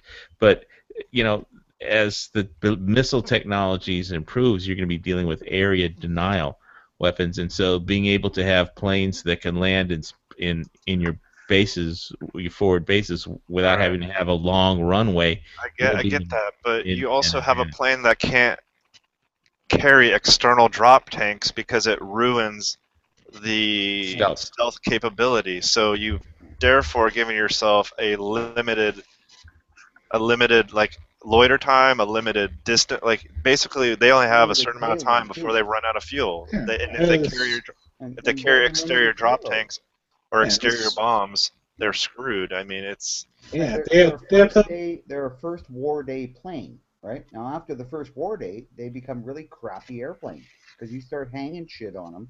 They're not stealthy anymore, and they don't carry that much. Well, at that and they're point, not that hopefully they reliable, won't and need they're to be, very right? expensive.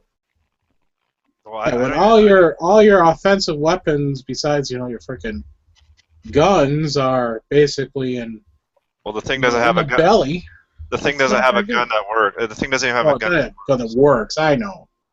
Well, they But could the put gun an is- M61 in it, a Gatling 20 millimeter Gatling. That Yeah, would but work in it also has it has an extremely limited ammo.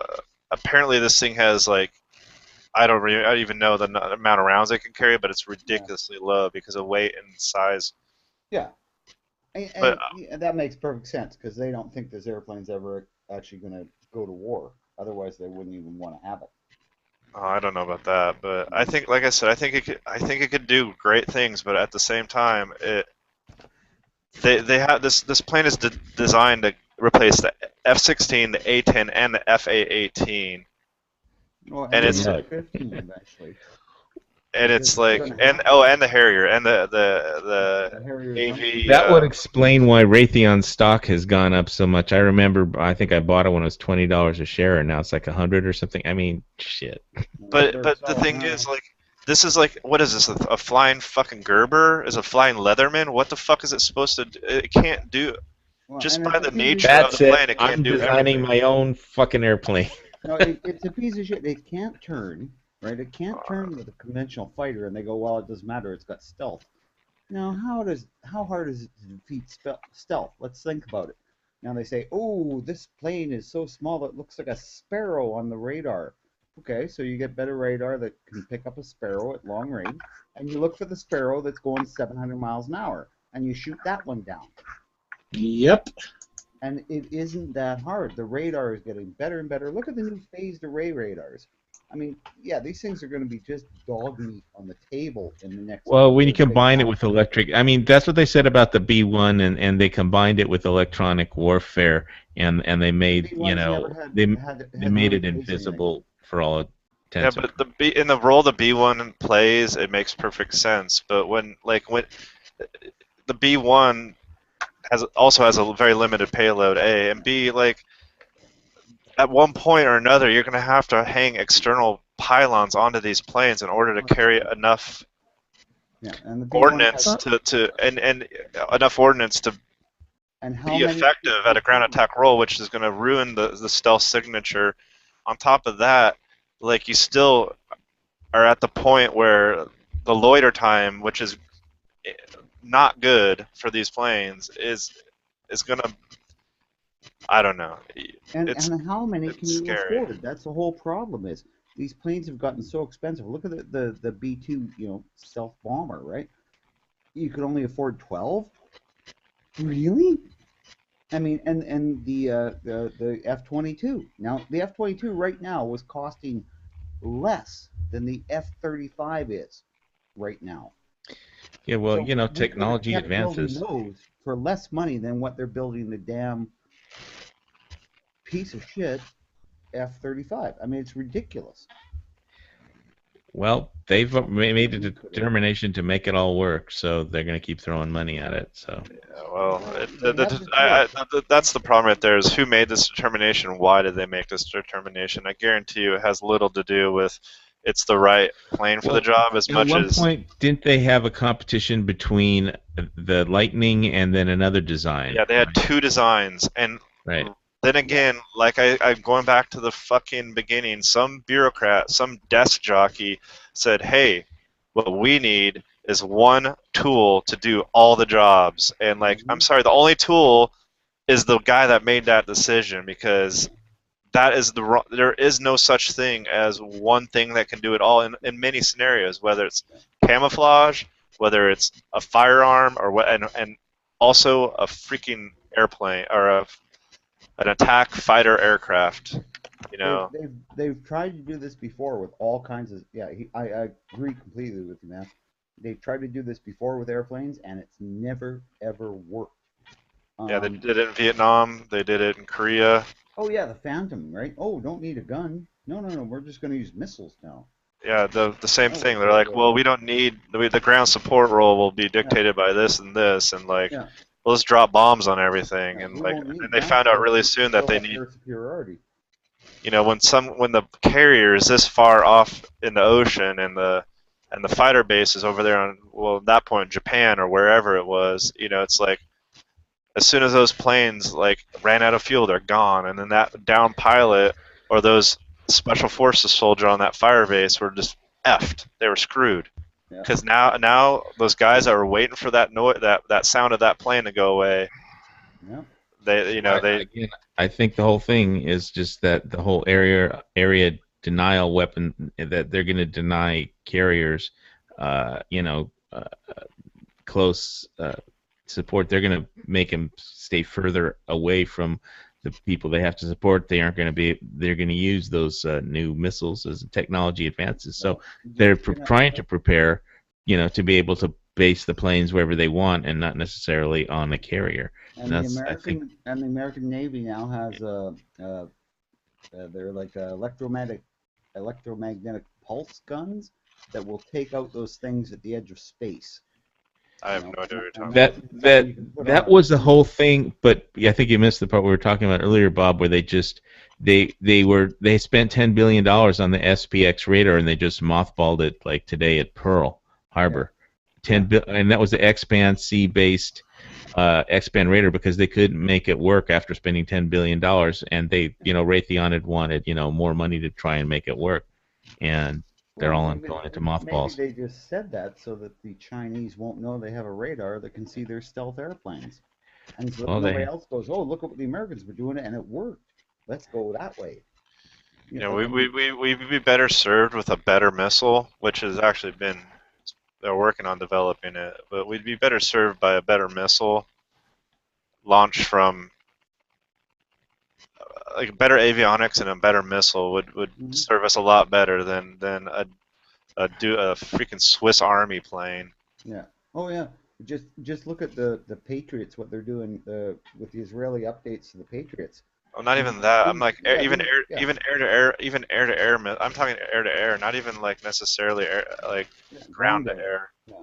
But like I'm saying, for the American carriers that are threatened by these new, Chinese missiles, well, look, if the Israelis can use the old Patriot, and which never worked very well for the Americans, and use it to shoot down like homemade rockets made out of plastic tubing and stuff that the Hamas is shooting at them, but they only shoot it down if it's going to hit a populated area.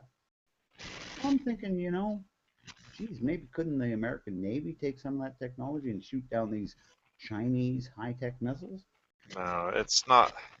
Their ballistic is move a lot faster than just rockets flying up in There's the also a lot of countermeasures that those ships have that I mean, I'm sure that somebody could develop a missile to get through those countermeasures, but it would have to be one hell of a missile to do it because those boats have some And that- amazing brings us- countermeasures. That I brings don't us to really cyber think there warfare. could be. It would be maybe 1 out of every 1,000, and can the Chinese afford to make that many? Because, Hell yeah. Well, yeah, do you know that? I mean, sure, they've got a lot of American money because everything's made there now. Yeah, well, I don't. I think the issue will be China selling their technology to the more volatile regions of the world, than a direct Well, confrontation. I mean, that's a good point. That's a good point, but I just don't think that there's going to be this massive launch, and it would take thousands of really high-tech ballistic missiles to get through an American carrier group. Yeah, the carrier group is. Oh, it's bristling with anti-aircraft defenses, which can be anti-missile. Yeah. Easily.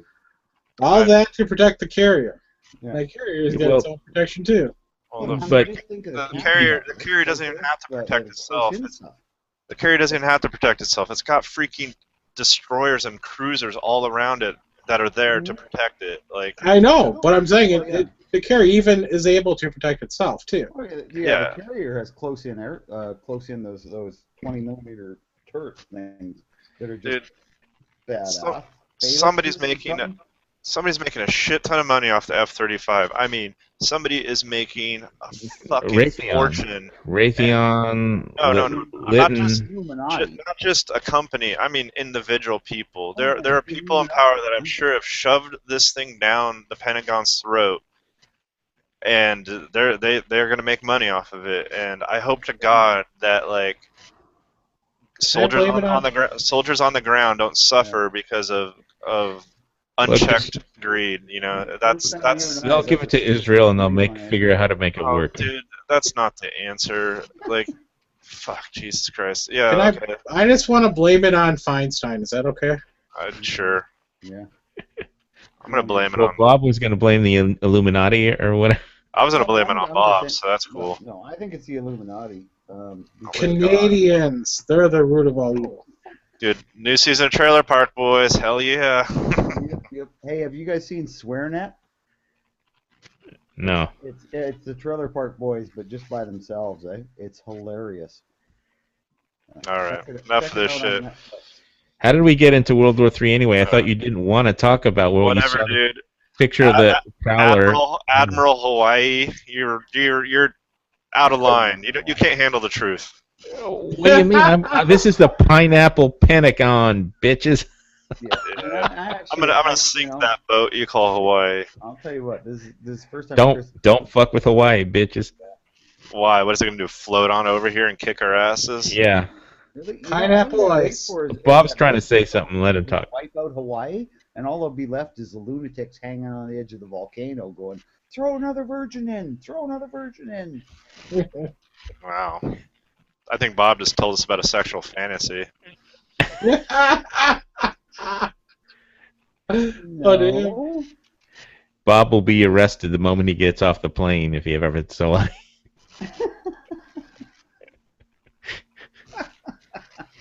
I actually wouldn't want to go there. It's way too expensive and commercial. I'd like to go to Cuba. Jamaica's go. not bad. There's so Haiti many looks fucking. pretty I mean, right dude, now. roll the dice. There's islands everywhere. Like, I would rather go to any island. No offense to Hawaii, dude. Hawaii would be fun, but as far you're right, expensive and Madagascar. anything, dude. Mm. There's fucking tropical islands everywhere. If I was to go to an island, I'd literally just point at them, throw a dart at the map and see what I hit. Because Yeah, I'm sure they're all beautiful. Well, you're from New Zealand, so Oh yeah, dude, I love islands. And What am I some talking? might not be. I keep forgetting where I'm from. Yeah. Oh, you're from New There's- Zealand originally. There's some islands in the I guess. Aleutians.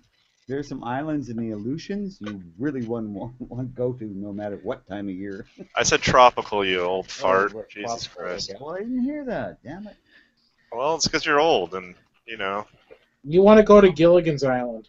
There you go. Hell, dude, Yeah, Ginger. You know what? You know how Marianne? old Hell you'd yeah. find a bunch of skeletons in old-fashioned clothes and Whatever, dude. Better than sitting here talking to these skeletons. Heyo. Oh, Oh, burn. Well, Quark is hardly a skeleton. I mean, let's face it. No shit. It would take like probably half a century or more for him to be a skeleton. Oh man, now you're just getting me.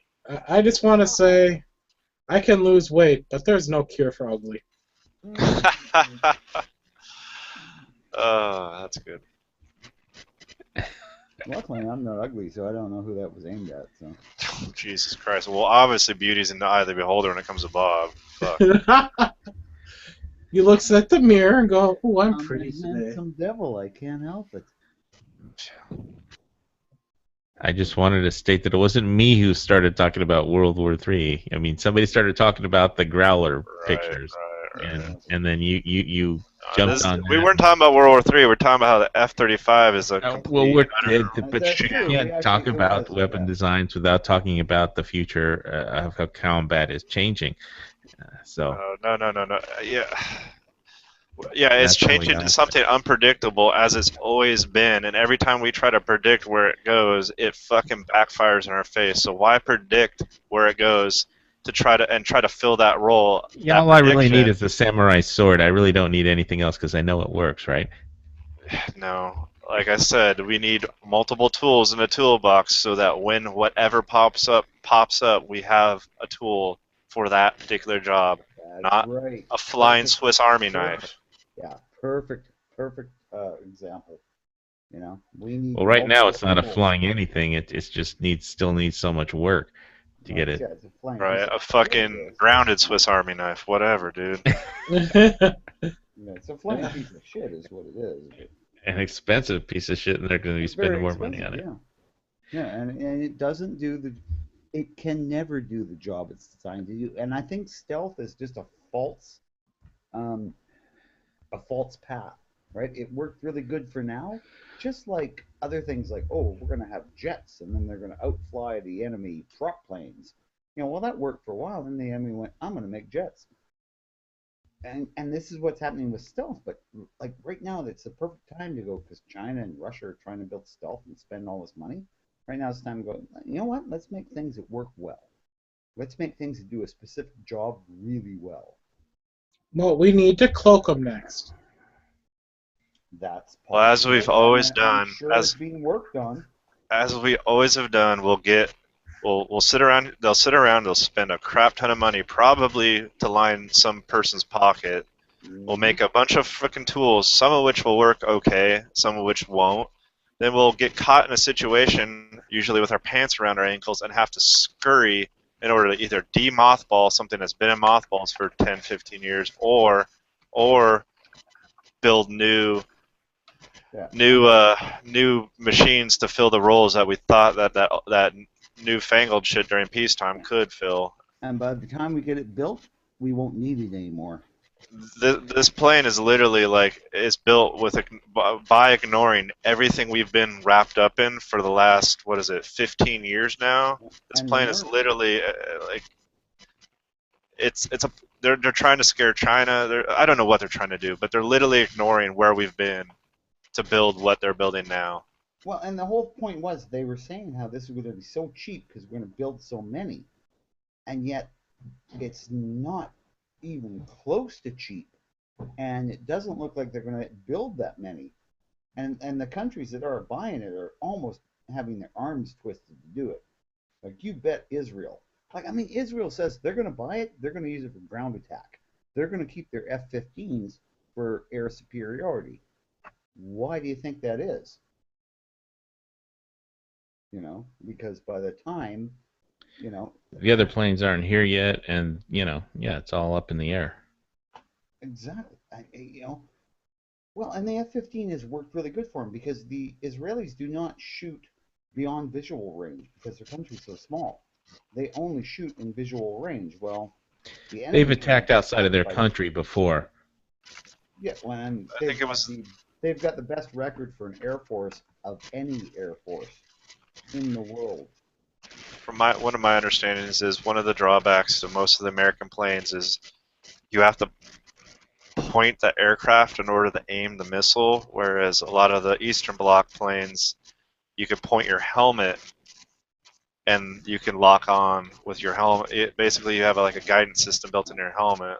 No, And that's been available to the Americans and the British for at least the last 15 years, I think.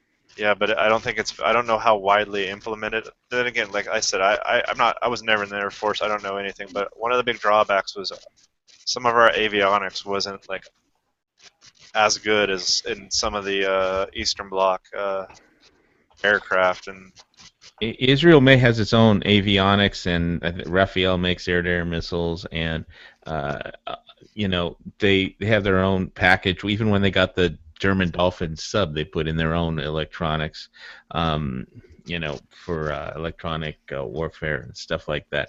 But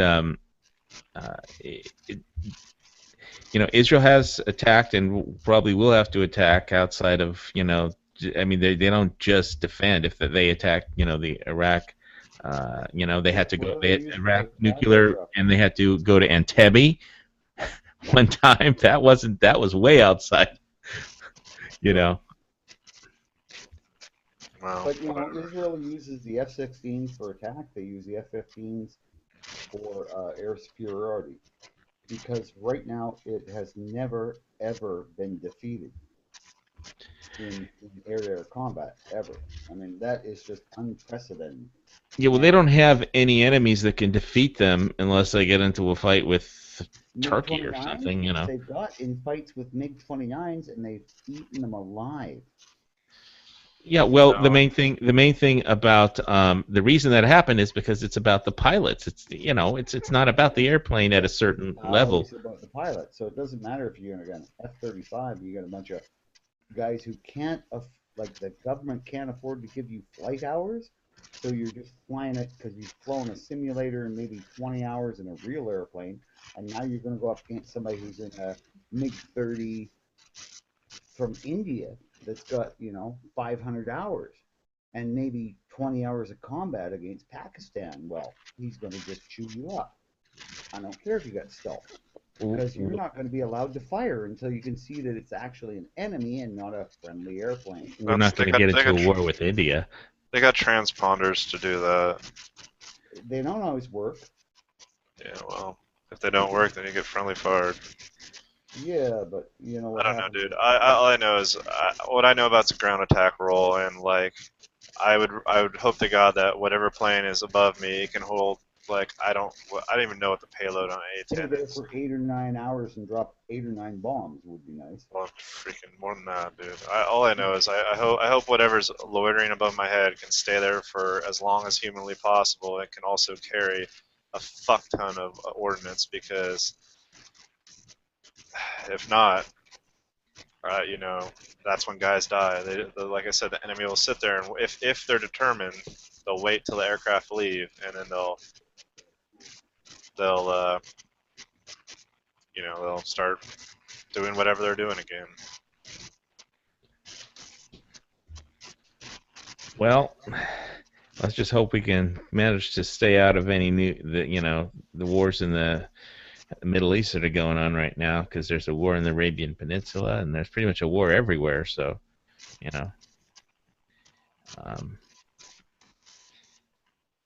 I hope we can stay out of wars for a little while. I don't think we're in any hurry to get into anything right now. think Iraq made us gun shy. The fuck, is it Well, really I think just ever since after 9/11, it's just a long grind of every day. Well, is it a wouldn't war. have been such a long grind if we didn't if we didn't decide to fight two different wars at the same time. I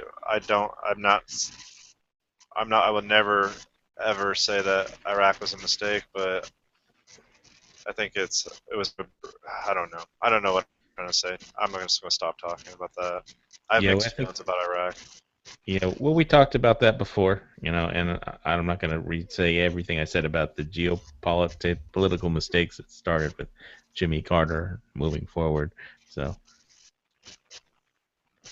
let's just say that area of the world is really screwed up. Yeah, no shit.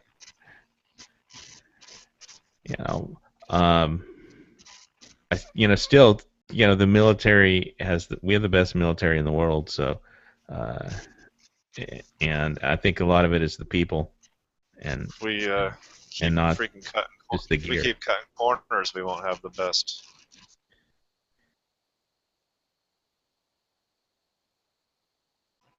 We got the best people, but every time they defund this and that and mothball this and that, it doesn't do those guys any good at all.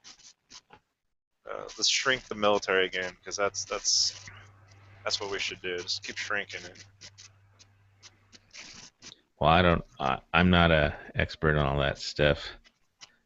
I'm just trying to figure out what kind of ammo to use for defense where I live right now, which is the best situation. And somehow, well, I like doing cool pictures, so I'm sure next week's gonna have a cool helicopter and a cool airplane, kind of shot for lock and load. But So the payload on an A10 is 16,000 pounds of mixed ordnance.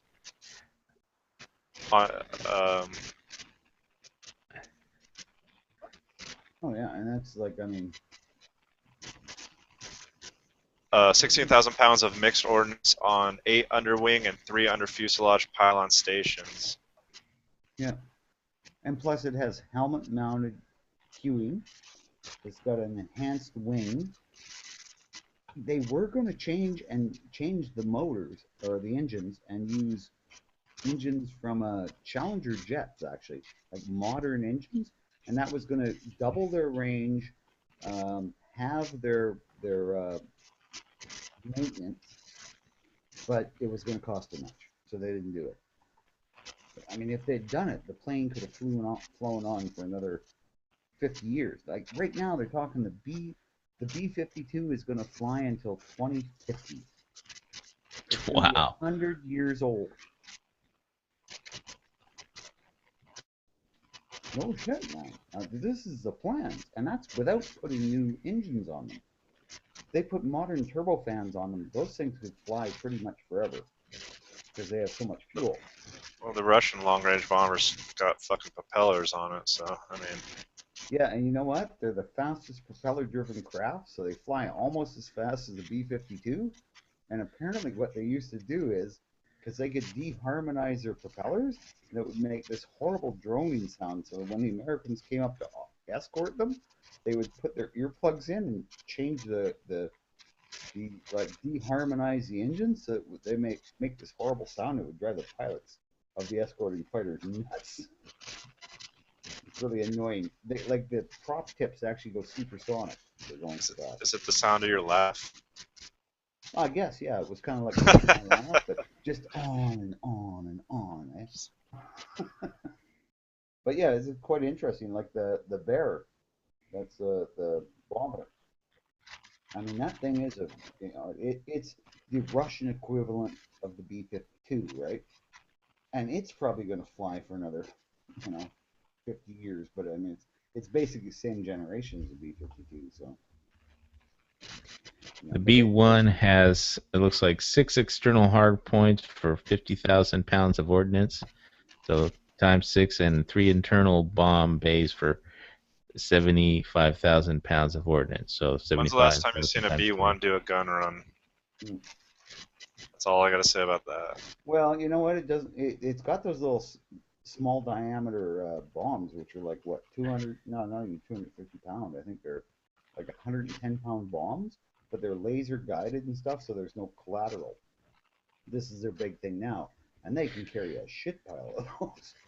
But it's nothing like the B-50. And now the B-52 has the lightning targeting pod, so it can sit up there and drop like laser guided bombs as long as it's not raining. The thing about the Russian backfire bombers, those are jets, Yeah. aren't they? Yeah, the backfires are. Yeah. And the thing is, because the missile technology has improved, they don't have to get as close to their target as they used to have to. Oh no, I mean, it's just like the B-52 can carry what, like 35 cruise missiles. So they can carry 4 backfires, and they can get about as close as a B-52 can.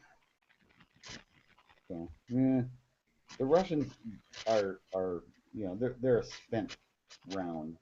They think they're Putin's trying to still tough out his chest and stuff, but they have nothing. I mean, they got by this time they must have about 10 of those TK-50. That's the thing that's not quite as good as the F-22, but that's the best the Russians can come up with. It's still in prototype stage. Well, I think ever since history, they're always going to spend tons and tons of taxpayer money on overpriced stuff that sometimes it works and sometimes it don't. Yeah, well, most times it don't really. They eventually the guys in the field will make it work, but yeah, it's not. It's never been ideal. I mean, In this case, that's ideal. In this case, we're just setting the guys on the ground that need that plane to hang out there and protect them. We're setting them up for failure. Well, I'm just setting them up to get slaughtered because we're not going to bother to make the plane that we should have. I mean, hopefully that's not the case. I really do hope that, but I don't know. I just look at history, and it doesn't bode well for.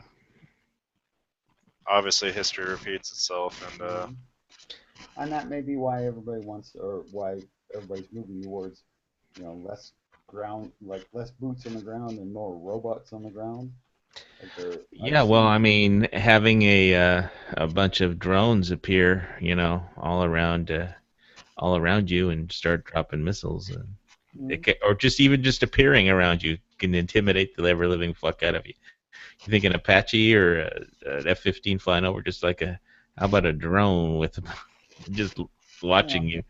If you can knock it down with an AK-47, though, people are going to do that. Oh, it cost Emil his life, but he took out one of those drones, Because, what's the most technologically advanced thing we can make that can be done by 2 unskilled workers for no pay, right?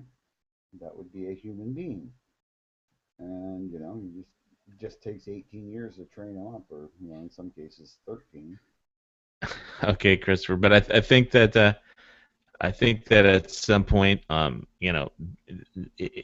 going to have like robot armies. It's all going to be drones.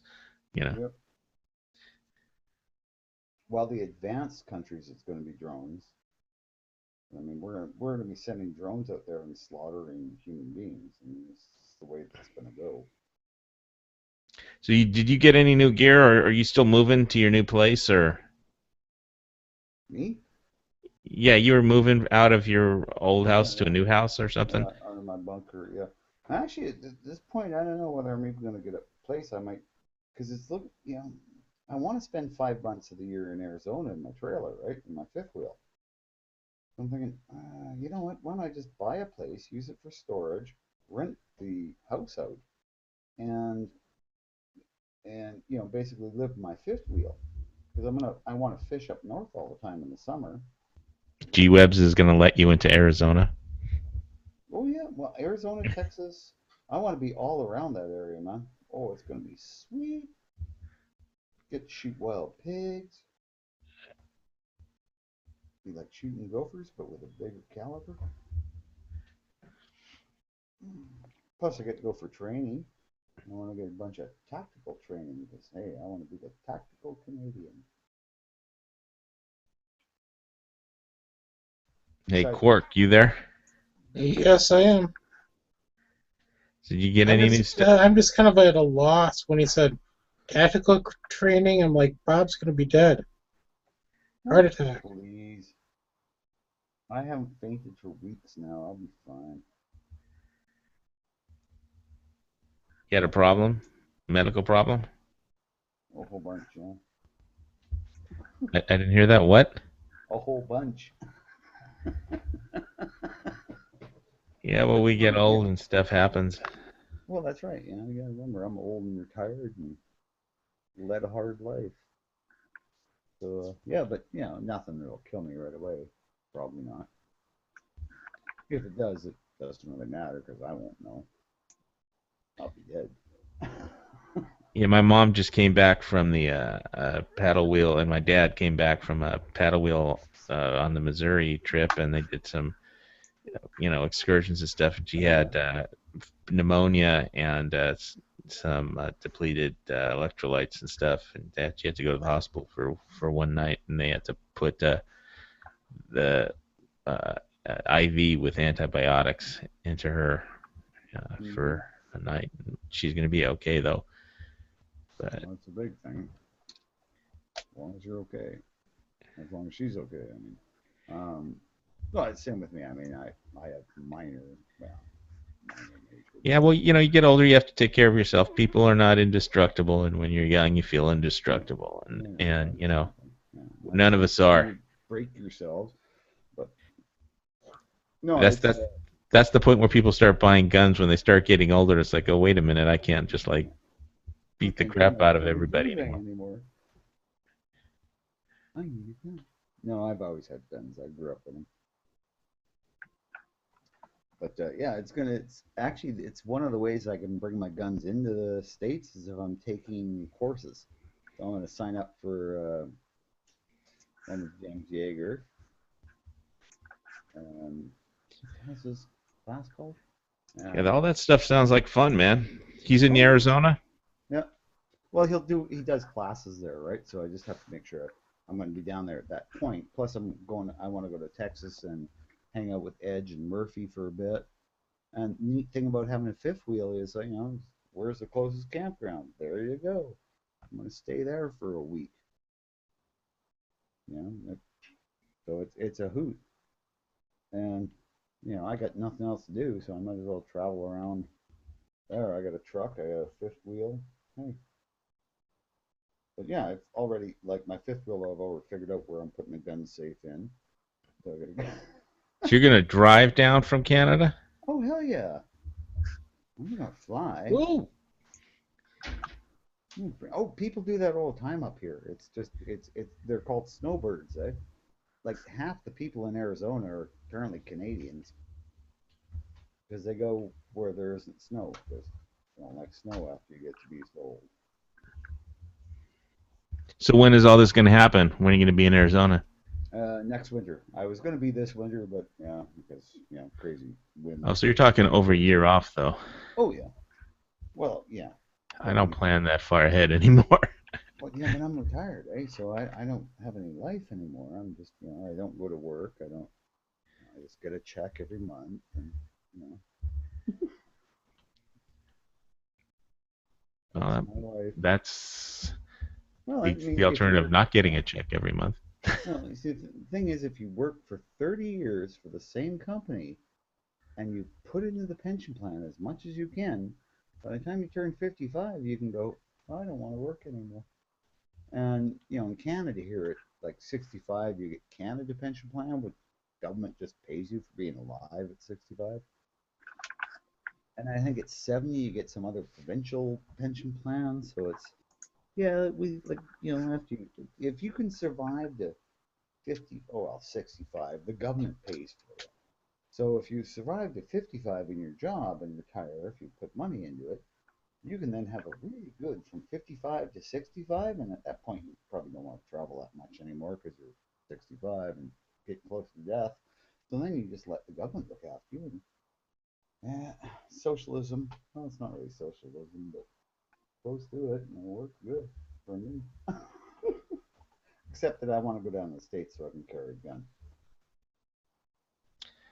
Well, I'm in the States and I can't carry a gun, but at least we're getting rid of our anti-gun mayor, it looks like, eventually. Because, I mean, he got caught spending. He was charging Korean hostess bar charges to the government credit card. So. Yeah, that should get. Well, I mean, in my country, well, not where I live, but way over on the east where we don't like the people, they had a mayor who was doing crack. And Oh yeah, that was a huge international story. I know, it was hilarious because it was like, wow, this guy's such an embarrassment. Like he was an embarrassment before he admitted he was doing crack, you know. So after he admitted that, it was, oh God, you're even more of an embarrassment. Yeah. Yeah, well, at least he wasn't paying for the crack on the government credit card. Well, we don't know. He might have. He was sneaky enough to have done it. Yeah. Well, No, actually, I doubt it. He was very much. He actually did, for doing mayor stuff. He was pretty good. Kind of. just proves how you don't have to have any talent to be a politician. Oh, too true. Too true. I mean, his claim to fame was he was a football player in high school. I'm not shooting you. And then somehow he turned out into being a city councilor. I mean, he should have at least been a hockey player. I mean, in Canada, shit. Well, we're big into football too, strangely enough. American style football? Well, our field's bigger and we have less downs, but other than that, yeah, it's the same thing. We actually get a lot of American players up here, right? Yeah, the Canadian Football League. I've heard of that. Yeah. Never watched the game, but I've heard of it. Yeah. I watched it. It's boring. Oh God, it's just because we have less downs in a bigger field. It's more a physical game, we should say. Well, they don't even play it on cable up here that I know of. We hardly play it up here on TV. Yeah, there's where I used to live in Saskatoon, it was funny. We were the smallest CFL team, like the smallest province with the CFL team, or at least population-wise, we were the biggest, but the smallest population. And yet we sold more memorabilia and stuff like that from the team, more team, what they call it, whatever, from their selling the other team products and shit like that. They made more money than all the other teams in Canada combined. What was the name of this team? The Rough Riders. Yes. Rough Riders. That's Teddy Roosevelt. That's named it after an American president, military organization. At one point, we had 2 teams named the Rough Riders because for some reason they just let them have 2 teams named the Rough Riders. It was really weird. We were the Saskatchewan Rough Riders, and then they had the Edmonton Rough Riders, I think it was. Teddy Roosevelt led the Rough Riders up San Juan Hill, right? Oh, yes, he did. Yeah. Actually, no, he didn't. Well, no, he didn't lead them. He was on the next hill over. But that was the first one where it was machine guns versus machine guns, wasn't it? Was that our Gatling gun versus Maxim? American Gatling guns versus the Maxim. And yeah, the Maxim was a better gun. They figured that out. But it was also the first time the Americans were using black powder. I think Craig, they were repeaters, but they were Craig Jorgensen's or something like that. Yeah, so that was the first. Mausers, they were using smokeless powder, and that was the big thing. Is the Spanish would see the Americans fire, and you'd see a big puff of smoke, so they'd fire in the middle of the puff of smoke and hit the American. And when the Spanish fired, because they're using smokeless, you couldn't tell where it was coming from.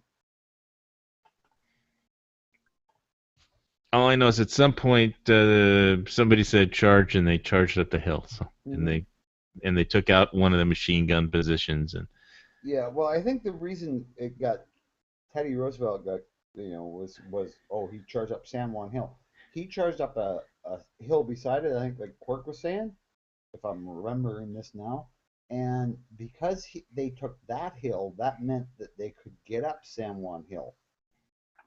You know, because it was a supporting position. Is that But right? if they would have had an F-35, they would have lost the war. Yes, they would have. Yeah, probably. But yeah, I mean, it was basically. But he yeah, it's like all history, right? It's written by the victors, and you know, so it became common knowledge, right? He went up San Juan Hill, San Juan Hill, San Juan, San. And Damn, so that's a funny basically, name. these Canadian football teams stole an American name, right? Mhm. Well, yeah, basically. So you owe us money. No, Yep. no. I'm pretty sure that's It wasn't trademark or patented, probably. So you luck out. yep. So hey, Quark, what was that thing you got that I couldn't figure out what it was? You got some like battery charger thing? Oh, the The battery IMAX B6. What That's was the name again? the IMAX B6, Okay. and it's it's charging lipo batteries, NiCad 9. Well, the other nickel, whatever it is, I always forget the never. And the reason you got that particular charger and why it's good is what? I'm going to do a review on it, but the reason I got it, one, it's relatively inexpensive, has all the features you need for when you're, especially when you're dealing with lipo batteries, I don't even know what those are. lithium polymer. Lithium I think polymer. it's lithium polymer. Okay. I could be mistaken, but they're very fragile batteries. Basically, what you have in your phone is the same type of battery. So you know how they wear out on your phone? If you discharge your phone too much, say you take it down to 0% too many times. Oh, sorry. How quickly they go. It's because it's not being charged or. Well, I don't do that, but yeah, usually I just leave my thing plugged in, and because I don't want the government tracking where I go. Oh, the same type of battery. It's got a storage feature, a charge feature, a fast charge feature, a discharge feature. It's all nice. It's How much did it cost? like $30. All right. And the name again was the IMAX B6. IMAX B6. 6. Yes. All right. Well, If you're into doing any kind of hobby stuff, it's a great one. It's another nice thing about it. It's an AC/DC, so you can run it off by plugging into the wall or off your 12-volt car battery if you have to. All right. Not the best way to charge a battery, but you can. There's a lot to go into it. That's why I want to do it in a video where I got everything. And Yeah, well, it took you like 5 minutes just to open the freaking box and say. I know. At the 4 minutes, I was like, I still don't know what the name of this freaking thing is or what it does. Well, I was trying not to damage a box. The IMAX is one of the most counterfeited chargers on the market. I wanted to make sure if I damaged a box that the seller was going, no, you did that. Oh, So I was trying to be really careful, not damage a box just in case I got a counterfeit.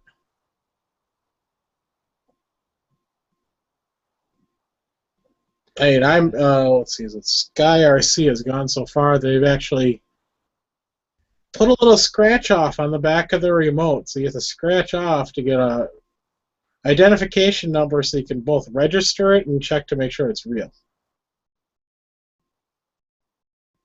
Because it's got a scratch and sniff on the back. Pretty much. It's like a lottery scratcher. Oh, you win anything? I mean, I won a genuine charger. But I put a link in the internal for you, Bob. He said be right back, so... I heard him crack a beer. I guess he's not back.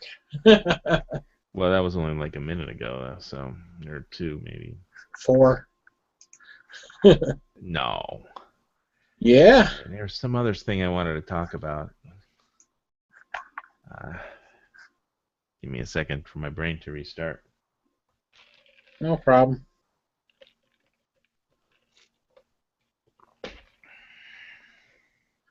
I'm actually sitting here going through Tower Hobbies, which has gone downhill in the last 10 years since the last time I used Tower Hobbies, but that was a mail order catalog. Before, I was too big into online stuff. It was a place my dad always ordered his RC stuff from. Yeah, he was big into the RC planes. And the only place that right now has little props I need for this little quadcopter I put in the internal. It's the only place that's got them online that's not charging 2 or 3 times the MSRP. Only problem is I only need 2 sets, and they're like $229 a set. When are you gonna get your own Global Hawk? When I have a few $1,000s to spare. How much are those Global Hawks? Aren't they like over $1 million? Yeah. Yeah, they can basically see a license plate from outer space or whatever. How high do those things fly, those Global Hawks? Higher than normal for manned flight. Yeah, so that's pretty much what the military uses. Yeah. As their spy deals. Depends what you're looking at, but I've been looking into FPV a lot lately, and even getting a toy grade FPV system that's done on 5.8 gigahertz, it's still like $130, and they're crap quadcopters.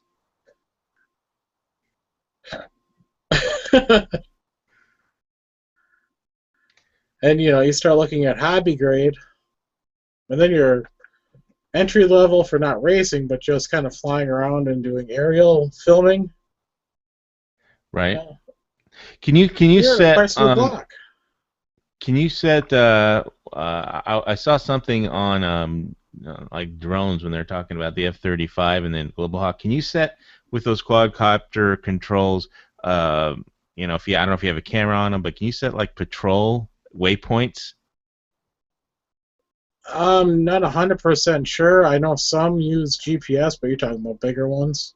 No, I mean like let's say you have a house and you have like 2 acres or 3 acres and you want to have set your drone to just fly in a pattern around your house. So it goes from waypoint A to waypoint B to waypoint C. Oh, you mean like unmanned? D and back to waypoint A. Yeah, waypoints.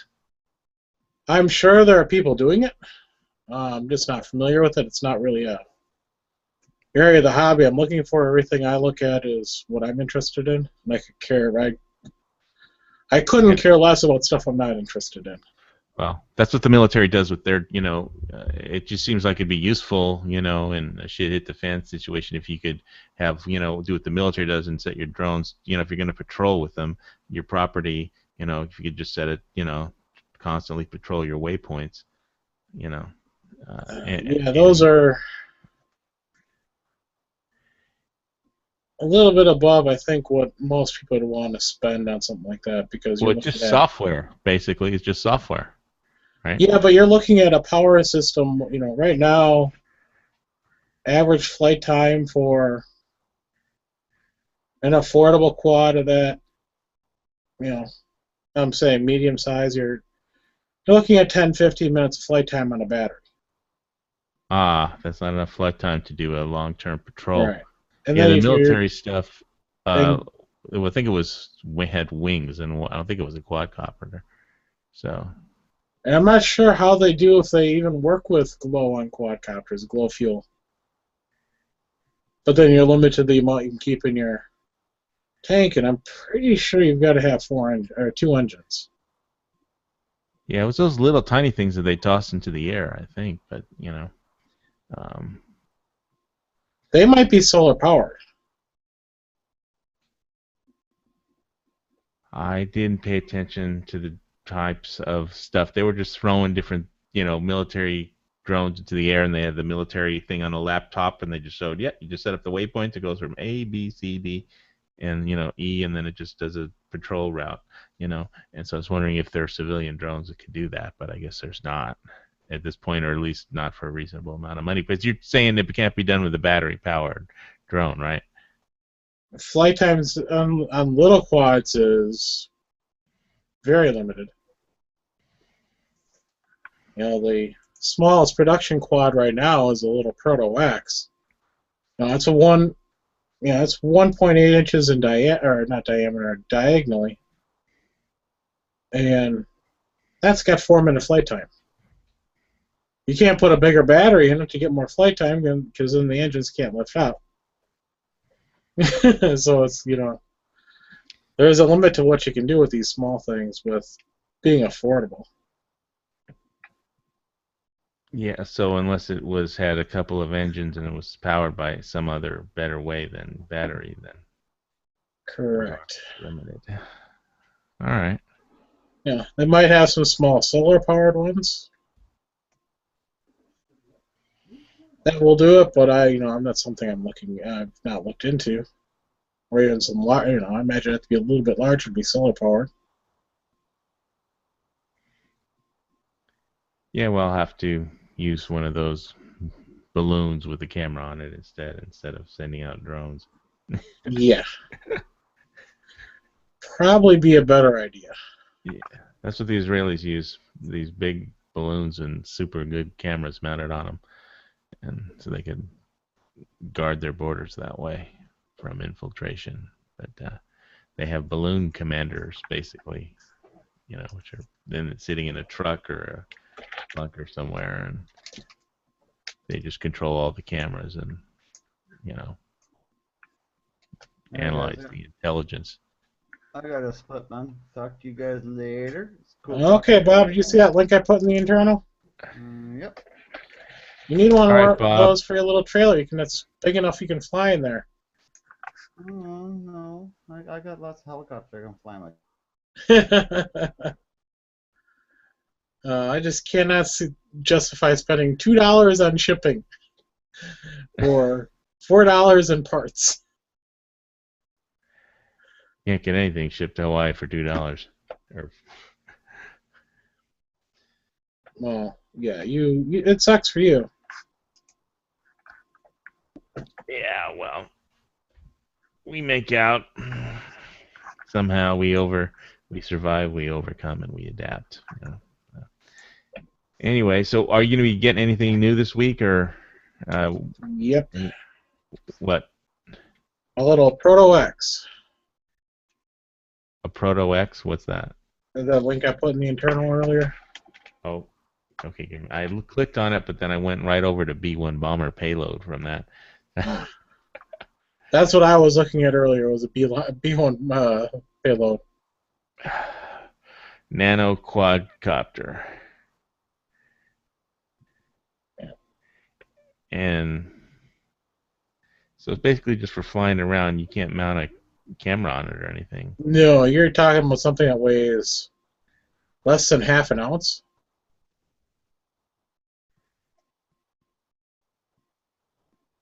Got to think about that. 11.5 grams.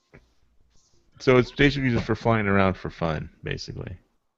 Yeah, it's just flying around in a small space. You can fly it outside though, but it's just for fun. It was $25. Could you attach a beer to it and have it bring you a beer across the room, or is that too much? No, way too small for that. How about a bottle opener? No, all right. I can't think of a useful function for it, so I guess fuck it. I'm not gonna get one. Hey, a useful function for it? Do you got any pets? No. Got any annoying neighbors? Yes. Buzz them. It's supposed to sound like a swarm of mosquitoes. I think I would get in trouble for that. They give me a fee in my condo association and a fine for doing it. I'm sure. There's nothing in the bylaws about drones, but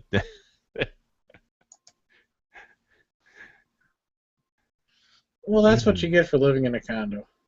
I can't wait to get out of here, man. But prices dipped a little too much after the last real estate crash. So I could just start building my jungle compound, if I buy that land. But I might do it sooner than, I don't know. I've just been going over that because when I buy it, then I'm gonna have to pay to have it cleared, and it's like SSPP to get the electricity out there although it would be expensive, but so it'd have to be all the construction or clearing would have to be done anyway with just whatever electrical powered or diesel powered stuff. But it's basically jungle that has to be cleared. I don't want to hand clear it. Well, you got anything venomous out there in the woods or the forest? Nope. Just pigs. As long as the volcano doesn't explode, we're cool. Well, that's the lucky part. You don't have to worry about, a venomous snake biting you, or... We got mosquitoes. Got those. And we have annoying coqui frogs. I'm not familiar with what those are. Coqui frogs? Yeah. There's these tiny Puerto Rican frogs that are the size of a dime, and they make this annoying sound that sounds like coqui. Ah, okay. And it gets really loud when there's thousands of them, because they have no natural predators out here, unfortunately. So. Unfortunately, you said it right there. But yeah, other than that, I really want to get out there with my chops machetes and test them out by going all around that property and give it a good look over soon. Well, there you go. How many different machetes do you have to test out? Two. I have a Tops machete, and I have a Parang from the Philippines. Yeah. But it has the Croatian. It's like myparang.com or whatever. I got it from Blade HQ, but they had some, and they're really cool. And it's it has Croatian wood. Because of the import laws, you can't use hardwoods from the Philippines and stuff. So they got some Croatian birch wood and put that on. And oh damn! I was gonna get some tongue oil when I was at Lowe's this afternoon, and I forgot. I was looking at the tongue oil, and I said, "Shouldn't I get that for something?" And I just couldn't remember because it's. Remember, yeah. My machetes were like not on my list. I was in gun mode at that point, looking for stuff for guns at Lowe's. Yeah. Yeah. Well, when I go to Lowe's, yeah, it's like I needed some clear matte. But I'm gonna have to go to Ace for that, for clear matte Krylon to finish my M4 or my Gen 3 PMag camo Tiger Stripe patterns that I did, and I didn't have enough clear coat to spray over all the camo when I was done. So. Yeah. Is your spray paint locked up like ours is? No. Why should it be? Ours is locked freaking up at Home Depot. Why do they Huffers. Lock up? What, people steal spray paint? No, oh, Huffers. Right. Oh, people use it to get stoned or something? Yeah. Yeah, I could believe that. I bought some spray paint one time, and I forgot what I got, but it was some spray thing, and they're like, you have to sign something, or they check if you're over 21. And I was like, what?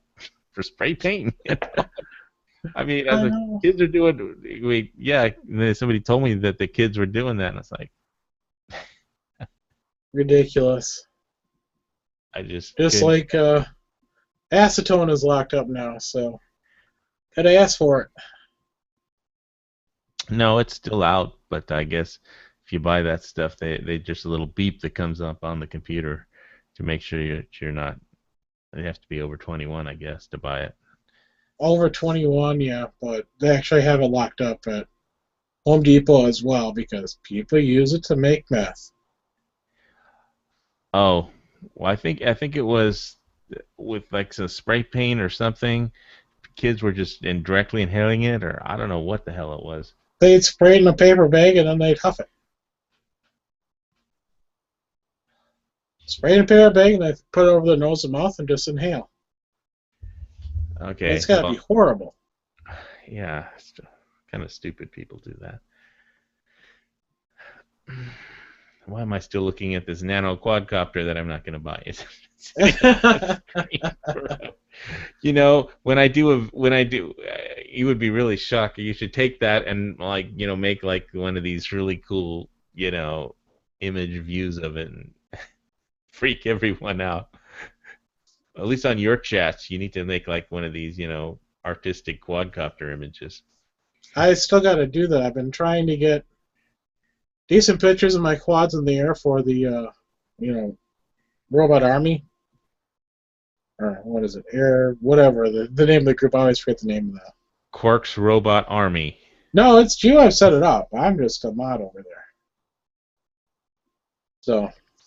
Yeah, he set up with me for HVS channel, and I'm trying to figure out how, because now I have my regular name channel, Hawaii Volcano Squad, and I have the gunchannels.com/HVS channel, and so that means I have to have more windows open, I guess. So I'm sure one day I'll figure out how everything works. Yeah, I've been trying. I got this, headband for my camera. I can wear my, my camera on my head.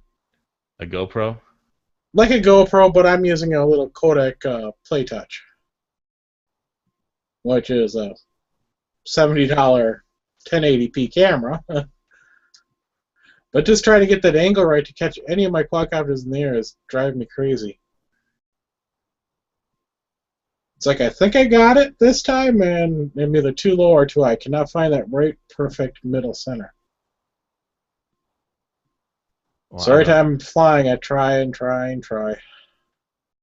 Not having much luck yet. I'll get there, though. Somebody is typing on my channel, and I haven't been looking because I have so many pages open. Is that you, or wait a minute? Well, that's me. I got Tactical six string. I see. What? He wants to jump in here? Send him a link. Yeah. I don't want to go to bed. Wisconsin lost tonight, and I'm pissed. I'll put a link in all the channels again. It was in the lobby chat, but I didn't put it in my channel. I got to get used to using my channel. Yeah. I threw it in. I actually threw it in the lobby chat since nobody was doing anything, and that's where everybody was chatting. Well, yeah. And I'd hop, like, nobody's talking there. Okay, hop to your other Global one. Hawks are $15 million plus. Oh. I don't have $15 million. I mean, I know somebody that does, but I don't think he would give it to me for a Global Hawk. So, I got to get back to the channel here that I'm supposed to post a link to. It's one way to end up on the government's watch list. Buy a Global Hawk? Yeah. Bill Gates could buy a Global Hawk. I'm sure he's already on the government's watch list. But he's giving all his money to charity, so. Yeah. It's not gonna. Poor kids. His kids could have lived a life of luxury on what he made. Tactical Six String says he's passing out. It's Monday, dude. You're supposed to get drunk over like Passover or Easter or shit. He should stop puffing the paint. Paint puffer. In his case, it's Duracoat. So you're pissed because Wisconsin lost in the four breakdown, whatever the hell it is. The championship game today. Oh, so who won? Duke. Duke. Duke. They're number one now. Well, they won. They're But national wasn't there another game? champions. It so Wisconsin played Duke. Wasn't there another game? Nope, that was it. Saturday was 2 games. Wisconsin played Kansas, and then Michigan and Duke played. Yeah, Of there course, was Wisconsin beat undefeated Kansas, so right. They had like 42 games in a row or something. 38. 30, 48, 42, 38. 38. Yeah. Well, whatever it is. Yeah. That is just... Wisconsin stopped playing their game. Second half of the second... Hey, I'm a Yes. Lakers fan, so, you know. Yeah, second half of the second... Or I should say, you know, second half of the second half, they started playing Duke's game and squandered a 9-point lead. And looked like the players pretty much gave up with like 3 minutes left to play.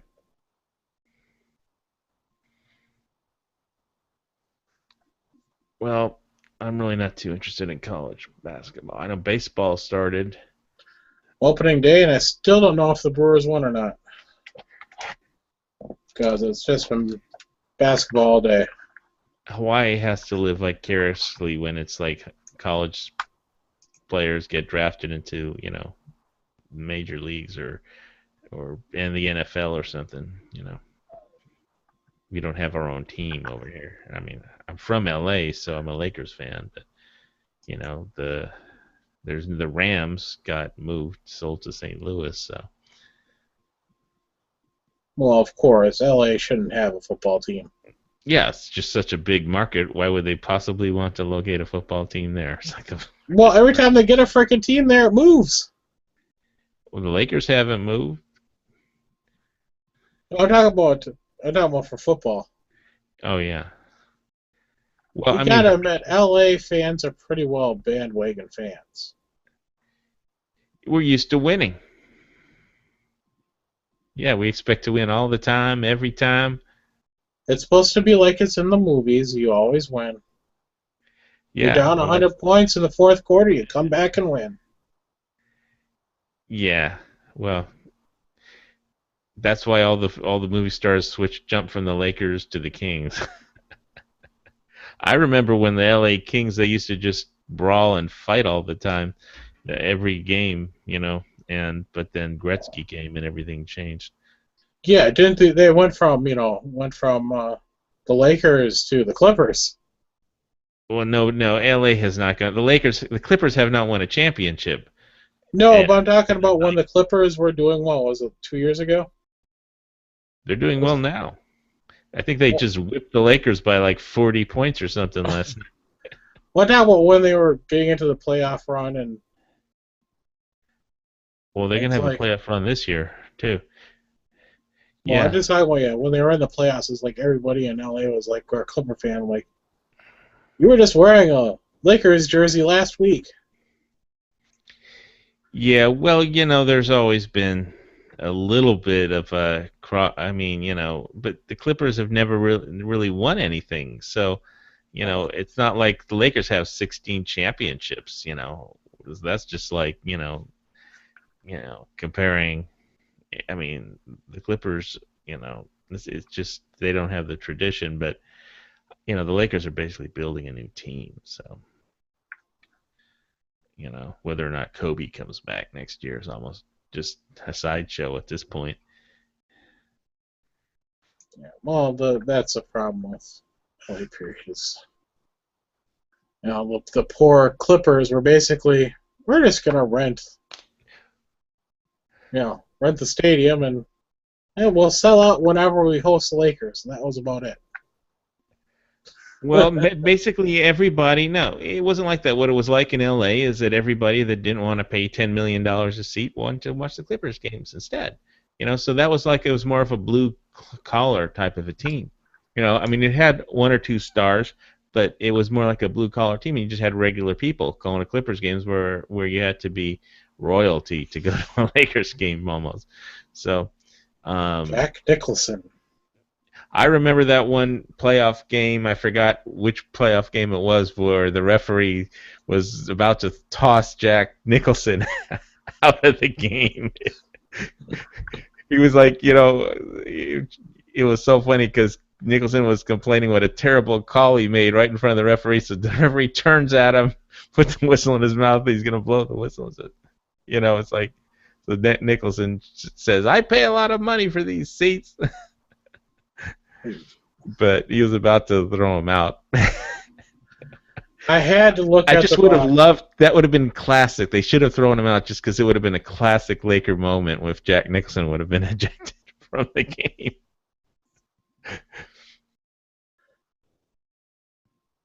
Yeah, I'm sorry. I just got sick to my stomach. I just looked at the Brewers box score, and it's like 10-0.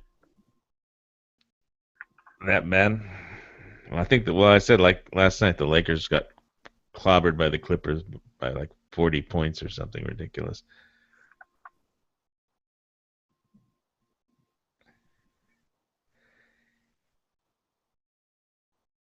Eight frickin' hits? What has 8 hits? That's all many the Brewers got. 8 frickin' hits. All right. Sorry, I'm just looking at this. You live in Milwaukee? No, Green Bay, but I'm a Brewers fan, Packers fan, Wisconsin fan. Hate the Bucks.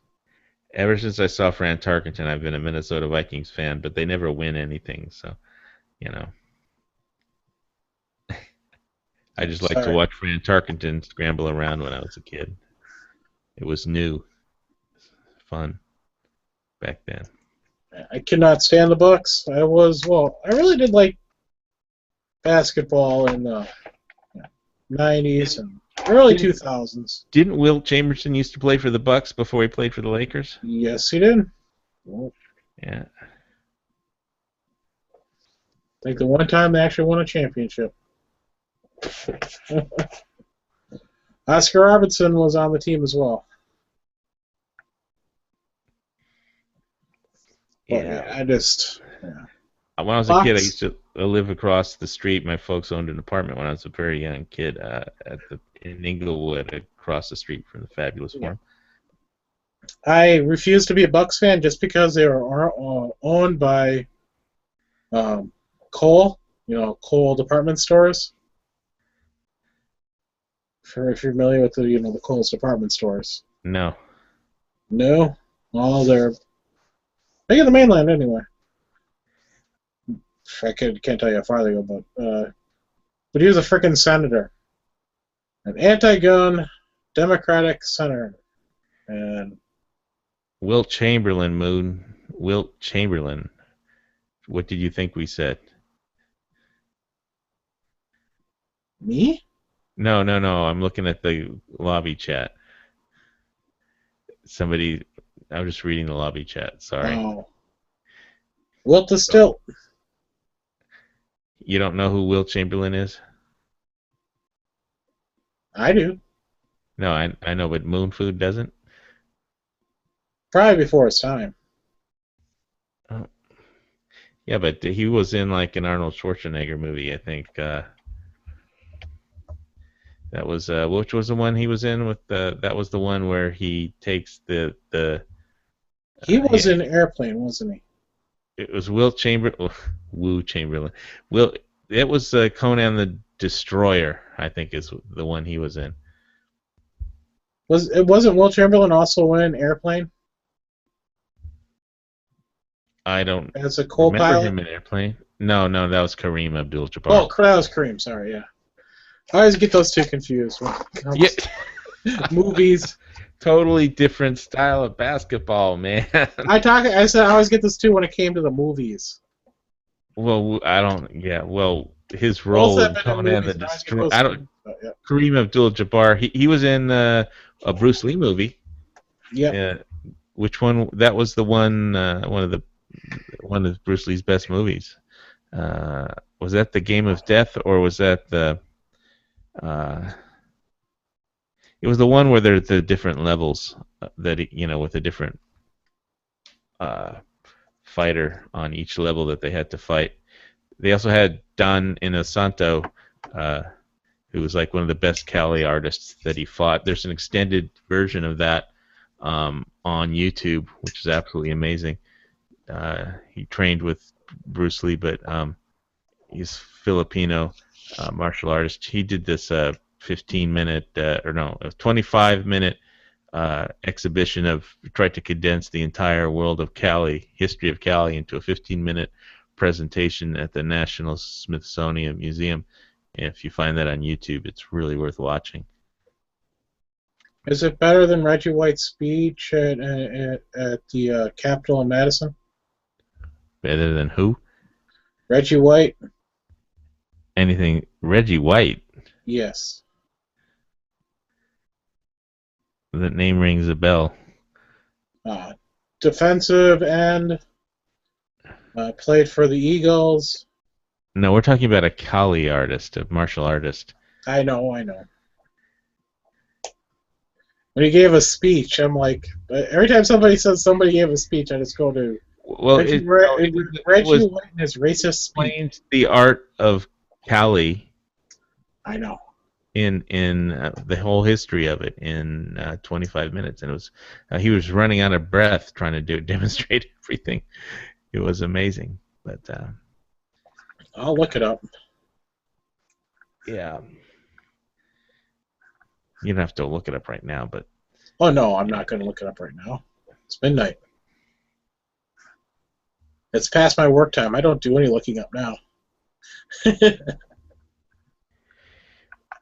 well, so Moon Food, you're saying you know which movie I'm talking about? The one Hi Skywarp.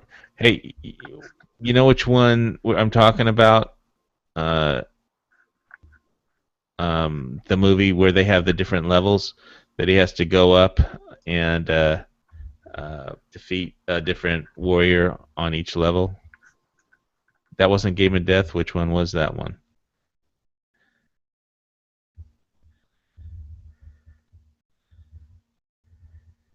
Oh, somebody will look it up.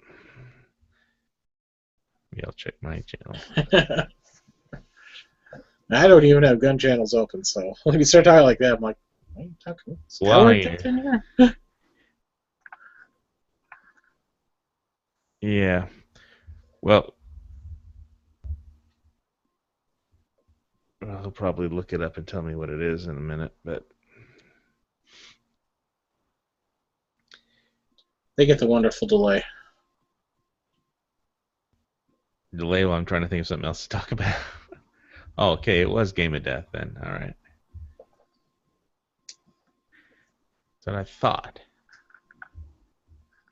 I did get to see the extended new Avengers preview on tonight. Looks freaking awesome. And there's also I saw something they had on the news about Fast and Furious 7 where they drop a car out of an airplane or something. I could care less about I should say, I couldn't care less about Fast and Furious. After the first one, it's just boring. But I did see the, oh, damn it. What? The one with the cars. It's not the racing one. It's driving me crazy. I just had it in my head and it popped out. You know, I was there when they at like one of the original screenings for, and my dad used to work for Roger Corman for Death Race, the original one.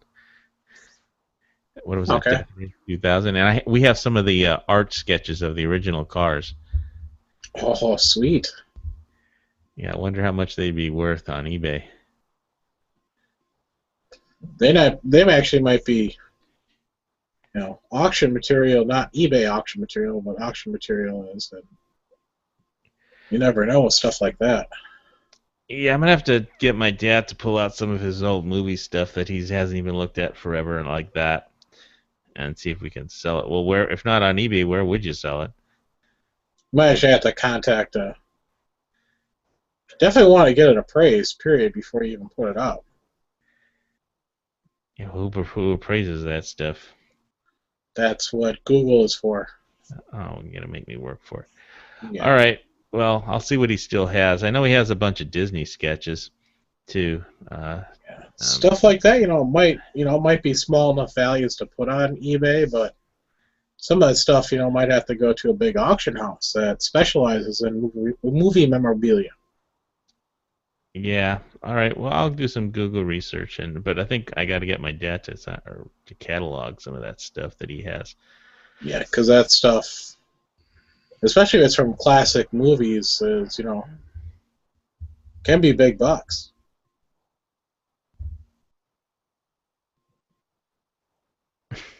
They were doing, what was it?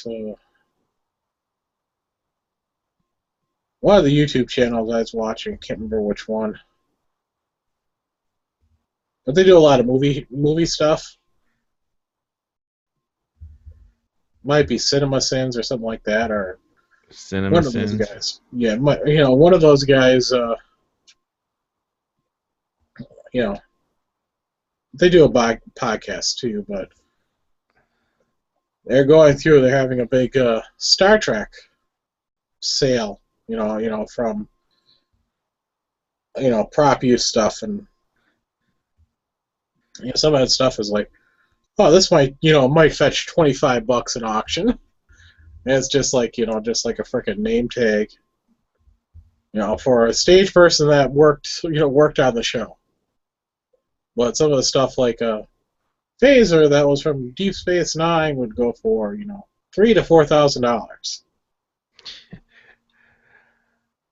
Well, all right. Gives me something to do. Yeah, that is something to do. Well, at least if I can get my dad to do it, since he lives in California and I live in Hawaii. I mean, at least catalog what stuff he has. Well, he's in the right place because I think they have an auction house out there that specifically deals with Hollywood. Memorabilia.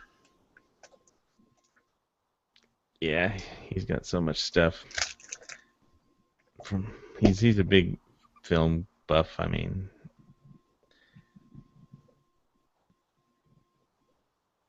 yeah, I don't have any of that stuff. Because be great. I'm just not in the area for it. I got some cool Packer stuff. Yeah, I'm right here. I actually got a chunk of Lambeau Field. well, what are you gonna do with it? It's in a box, sitting in my basement in a airtight seal in my safe.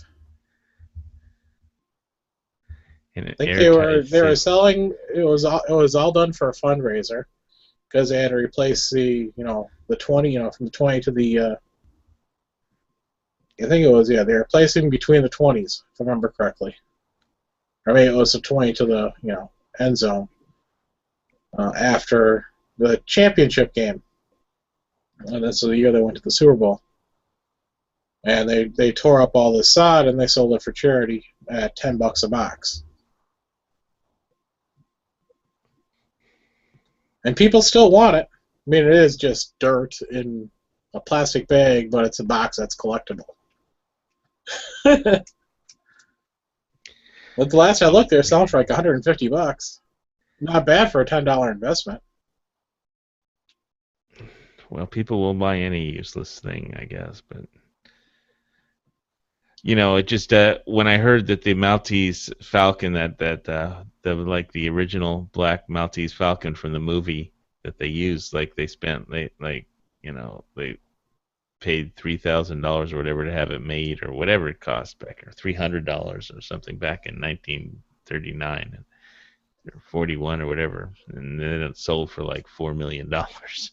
Something stupid at auction. So it was just, people will pay any. I mean, it's just a dumb black bird statue, but movie memorabilia can sell for fortunes. So. Yeah, same with sports memorabilia. Well, I could use $1 million, so I'm gonna have to tell my dad to go through some of his movie shit and see what crap we have that we can sell off to some idiot who thinks it's worth something. But then I can build my jungle fortress. Oh, easy. I should sell my chunk of Lambeau Field, but I don't want to. Money can come in handy from time to time, but so are we functioning as the lobby chat at this point, or Nobody wanted to run a lobby chat, and it's after midnight here. I guess people are tuckered out from Thanksgiving. Easter. Passover. I'm sorry, it feels like freaking Thanksgiving, the amount of food I ate yesterday. Well, I just gotta say, I haven't had dinner yet, and I'm getting hungry. So I don't know how much longer I want to go. Well, just cut it off. Tell people to go shove off. Start their own lobby. But we're responsible for gun channels tonight somehow or something. I'm not. Well, there is that I'm still up as well. I'm past the point of being exhausted. Okay, you're too tired to shut off the chat, is what you're telling me. Yeah, pretty much. I think I got 7 hours sleep total for the last 3 days. So I don't sleep well in a strange bed. That makes any sense? It takes me like a week to get used to a new bed. So I sleep like crap. And I ate way too much. You know how it is with family. It's like, have some more of this. I used to know, but I quit. Quit and moved to Hawaii. Now I only have to take phone calls. Yeah, go over to my cousin's house, who she has. Yeah, I can say, oh yeah, sure, come on over. I can be friendly and say, hey, come on over. My door's always open anytime. Nobody's gonna fly to Hawaii. Yeah, well, I go over to my cousin's house. She has 5 kids. 2 of them are married, so they have, they're the, a few have a couple of serious boyfriends, or not boyfriends, girlfriends, excuse me. So they were over, and then her husband has 3 kids. They were all over with, one boyfriend, because he's got 3 girls. So it was a packed house with all this frickin' food that nobody was eating. So you just sat down and ate everything so it wouldn't go to waste? No, I didn't sit down and eat everything. It's like, well, have some more of this, and this gets plopped on the plate, and I'm like. So we need. But she was doing that to everybody. We need to do a live chat with a video of you just eating everything for like 5-hour chat. God. I was just glad that I had an adjustable belt and I was wearing pants that were sized for a holster, and I wasn't wearing my gun. Wow. Well. And you had your supplies ready in case of insulin shock or something. Yeah, exactly. Well, I always have my insulin on me. In that situation, but no, it was. Yeah, that's part of what my mom had to deal with because she's diabetic, and she had pneumonia when she got back, and all her metabolites were out of whack because she hadn't eaten anything for 2 days because of the pneumonia, and so she couldn't even stand up. Oh. But they fixed her up real quick, They pumped the they use IV to get the antibiotics in, and then get the magnesium and potassium and electrolytes up too, and magnesium and stuff like that. They know what to put in there. But she was good to go the next day, but she still has a cough and stuff. But man, my parents are getting old. I don't want to lose them. Yeah, hopefully they'll stay around for you for a long time. Yeah, I hope so. Who am I going to argue with about my family? How bad my family sucks. It's not one people I can complain to, except like one other person that are actually know my family. So Yeah, well, I'm basically down to my cousins and an aunt. I'm down to my parents and kind of a just a good friend all our life. Kind of like my godfather, but I mean he was there when I was born, but because his son was born like one day later, so or before, so Yeah. Lost my dad 6 years ago. oh, that must be terrible. Well, he had me late in his life. He had me when he was 36, so. Males in my family don't tend to make it much past the early 70s. My grandfather passed away when he was 55, but that was because, like my father, he was a stubborn asshole, or so I'm told. I never got to meet him. He wouldn't take the medication because he didn't want to. Yeah, well, one of my grandfathers died, after all the crap he went through in World War II because after he had had a heart attack and they gave him the medication he had to take to stay alive, and they, but they didn't tell him, they didn't give him a refill thing for it, so he didn't know he had to refill it after he finished the bottle. So it was just malpractice, straight and simple. But career malpractice, but we never sued anybody because we didn't know no better. Yeah, well, my grandfather, and I guess I'm hearing this, was just refused to take the medication for his heart. He had a heart attack, survived the heart attack, and then just refused to take it. Yeah, my dad had a bypass, and he's on all kinds of medication. He takes it religiously, and does all the stuff that he's supposed to, and he's been doing fine ever since. He feels better after the bypass. I'm doing the math in my head. My dad was 16 when my grandfather died, so yes, it's weird. Going back and looking at it, my father didn't have kids until late in life. My grandfather didn't have kids until he was late in life. And I'm not having kids, period. So. Well, you have a cat. I have 5 cats, but that's different. You overcompensated for that. I overcompensated, yes. Well, I just, being diabetic, I don't want to pass that on. On your cats? No, on to children. Well, I'm not an expert on medicine, so I wouldn't know about any of that stuff. Yeah, well, being a type 1 is autoimmune disorder, so. Wow, my Kenoi at Korean Hostess Bar video is kind of getting a lot of hits. I think everybody is starting in Hawaii is starting to wake up to the fact that our mayor is putting hostess girls on the government credit. Really? Yeah. How many hits does your video have? Oh, I put it up yesterday and it's got 146. Nice. Yeah. Do a lot better than I do.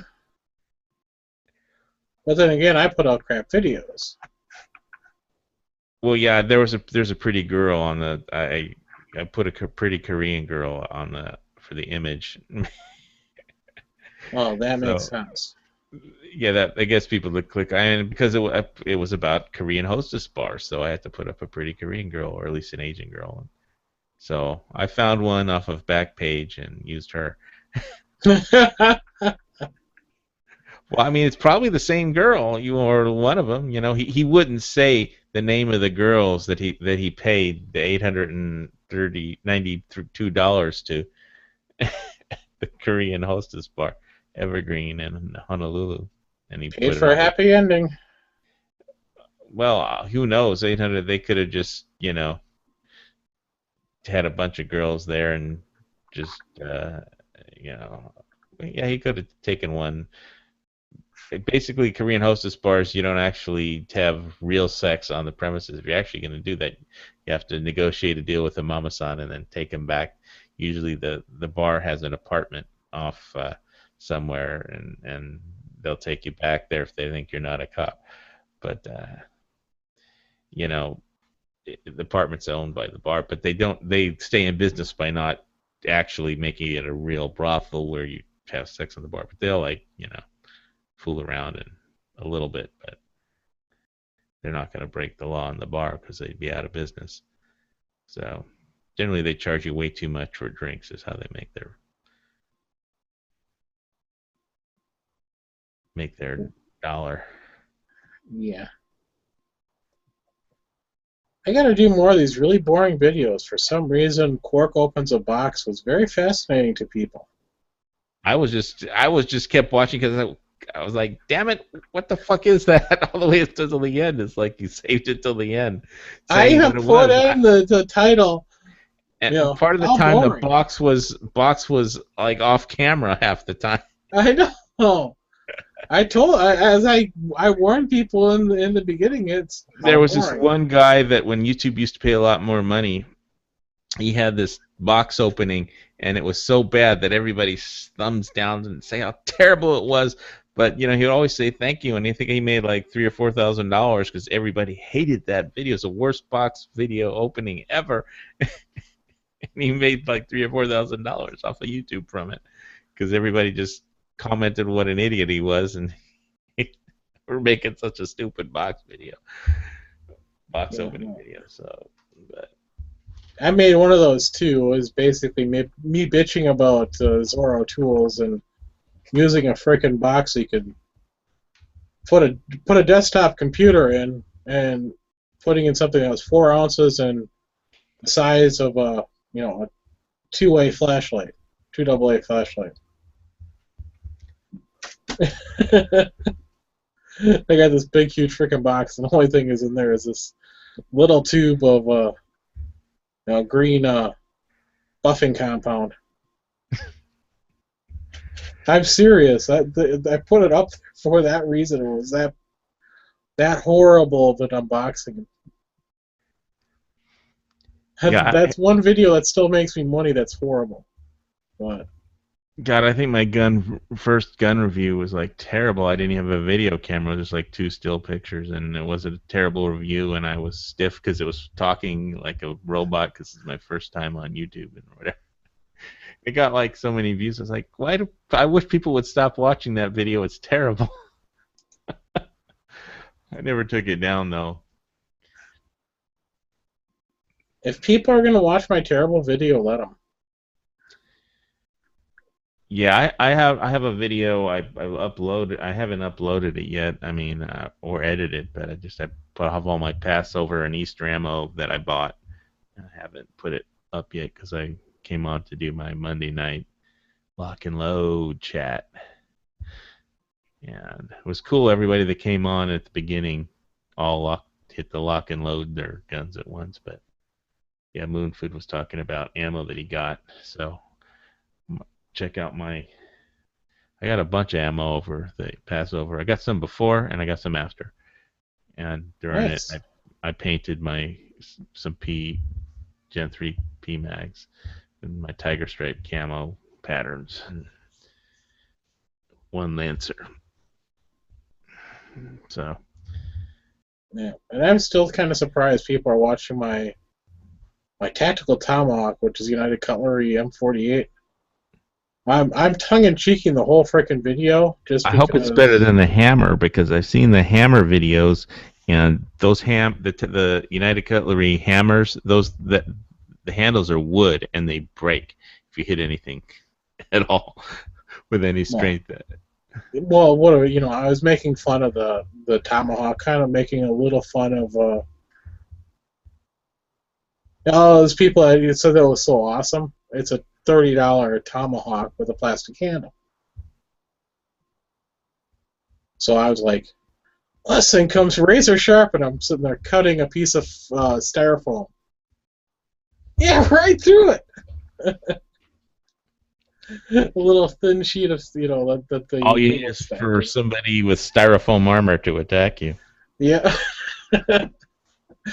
So I was just kind of Styrofoam body armor. just kind of making fun of the tomahawk, and it's still in one piece. I've actually thrown it at a tree a few times, and it hasn't We can broken call yet. it F-35 styrofoam armor and sell it to the government. This modification will fix your Lightning aircraft or F-35 styrofoam armor. All right, nobody remembers the beginning of this chat anymore, but No. otherwise they would be yelling and screaming in the lobby chat, so they're not doing that. So. Yep, I've got like a couple of decent videos on my channel. Seriously, just a couple. I don't know how many of my videos are good. I guess just I mean, I had one of my big videos was just a 50-second review on the Prince Tech light headlamp, MPLS 2 Pro or MPLS Remix 2 Pro, something like that, and that does very well. Yeah. For me, it's replacing for some reason, I don't know why people watch this video, but they still do. Replacing the carbon motor brushes on a Dremel. But, it's an informative video. It's just, is it your keywords?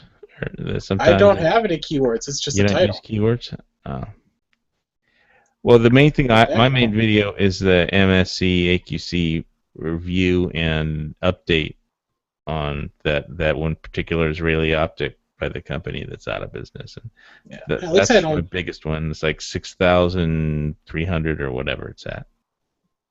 I think my Loa Renegade GTX reconditioned leather video is going to do well over time, because those Loa Renegades, I just did a video with some Obenov's leather oil, refurbishing, and because the little booklet that comes with the shoe says you're supposed to condition the leather before you use it, but they don't give you anything to do it. They don't tell you what to use. They said, well, go to our website and maybe we have something we can sell you. So it's like, screw that. I put some Obenovs on it, and so now I think over time everybody that's got a Loa Renegade is actually going to find this video, and but I don't know. It's sometimes weird. And then I had I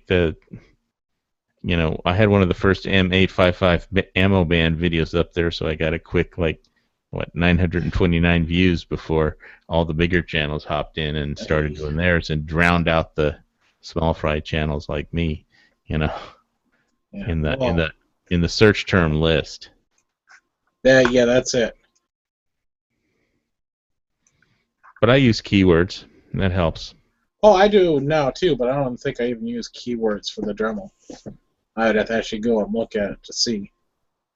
But yeah, the one that is my bread and butter for just consistency is my Dan Watson, breakdown. My 357 revolver.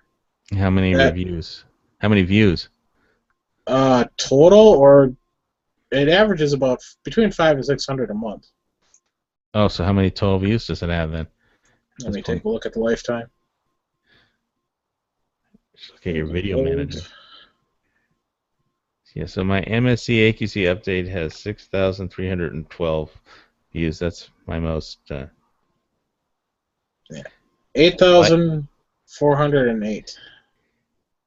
And it's just a Dremel? No, that's my Dan Wesson 357. Oh, the Dan Wesson. All right. Yeah, my Dremel's got 2,204.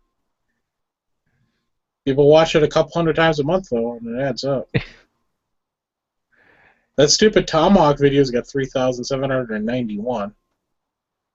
And I gave just these freaking headphones I use for these chats, they're Rapoo, cordless headphones. And they got 4,000 views, almost 4,100 views.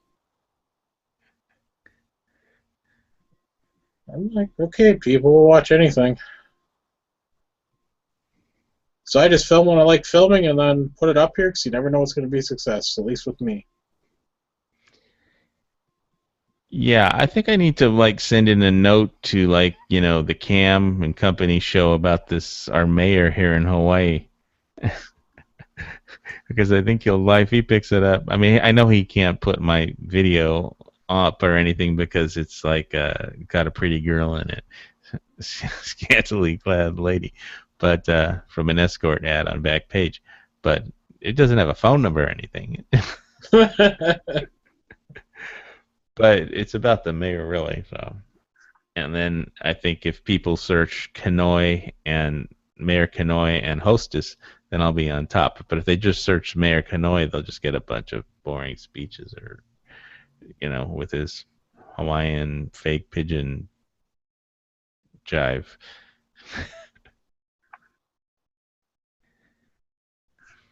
Yeah, so just like some still pictures of my dad's Winchester got like 2,300 views. That was like one of my first videos. I mean, and his dad was just some stills. Yeah, I have to start adding hashtags. Yeah, those hashtags definitely help. But I'm just too lazy to do it. I think Big Island doesn't have enough people on it to make a video go viral. No matter where you post it, there's just, so. No, I understand that. Wisconsin doesn't have enough people to make a video go viral.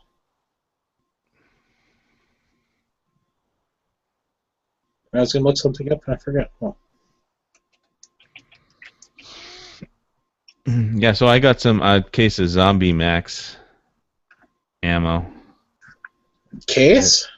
No, I mean a case, a box. Did I say case? I meant a box. 20 rounds. I should buy some more. What did you get? 223? Yeah, it's the 223 Zombie Max with a green tip, but it's 55 grain 223. But it's like it's a hot round. It's 3,290 feet per second. And basically, the guy who owns the gun store near me said, yeah, he shot a pig with it, and what's good about it is that the round breaks up, and he couldn't get a headshot because the pig was like partially behind a tree, so he shot in the shoulder or something, and it didn't penetrate all the way through, but it had this huge cavity that killed it, and the round broke up into pieces, but there's just because the round going so fast, there was this huge initial cavity, like size of a paper plate or something, small paper plate, and it died instantly, but didn't penetrate all the way through, which makes it pretty good, one would think, for if you have to shoot, for home defense indoors, and you don't want to, if you can hit your target and know you're not going to miss, then you won't have to worry about over penetration. But yeah, that's a hot round at 3,290 feet per second. I usually have 5.56, but it just had Zombie Max on it. But so I gotta put that video up after the show. If anybody's still watching our show, that is. I'd be kind of surprised. We got 14 viewers. That's amazing at this hour. Yeah, and I should not have looked for this. Oh, crap. Now I want an RC tank. A tank? What are you talking about? Like an M1. A radio-controlled tank. A radio-controlled tank, oh. I shouldn't have looked in this forum.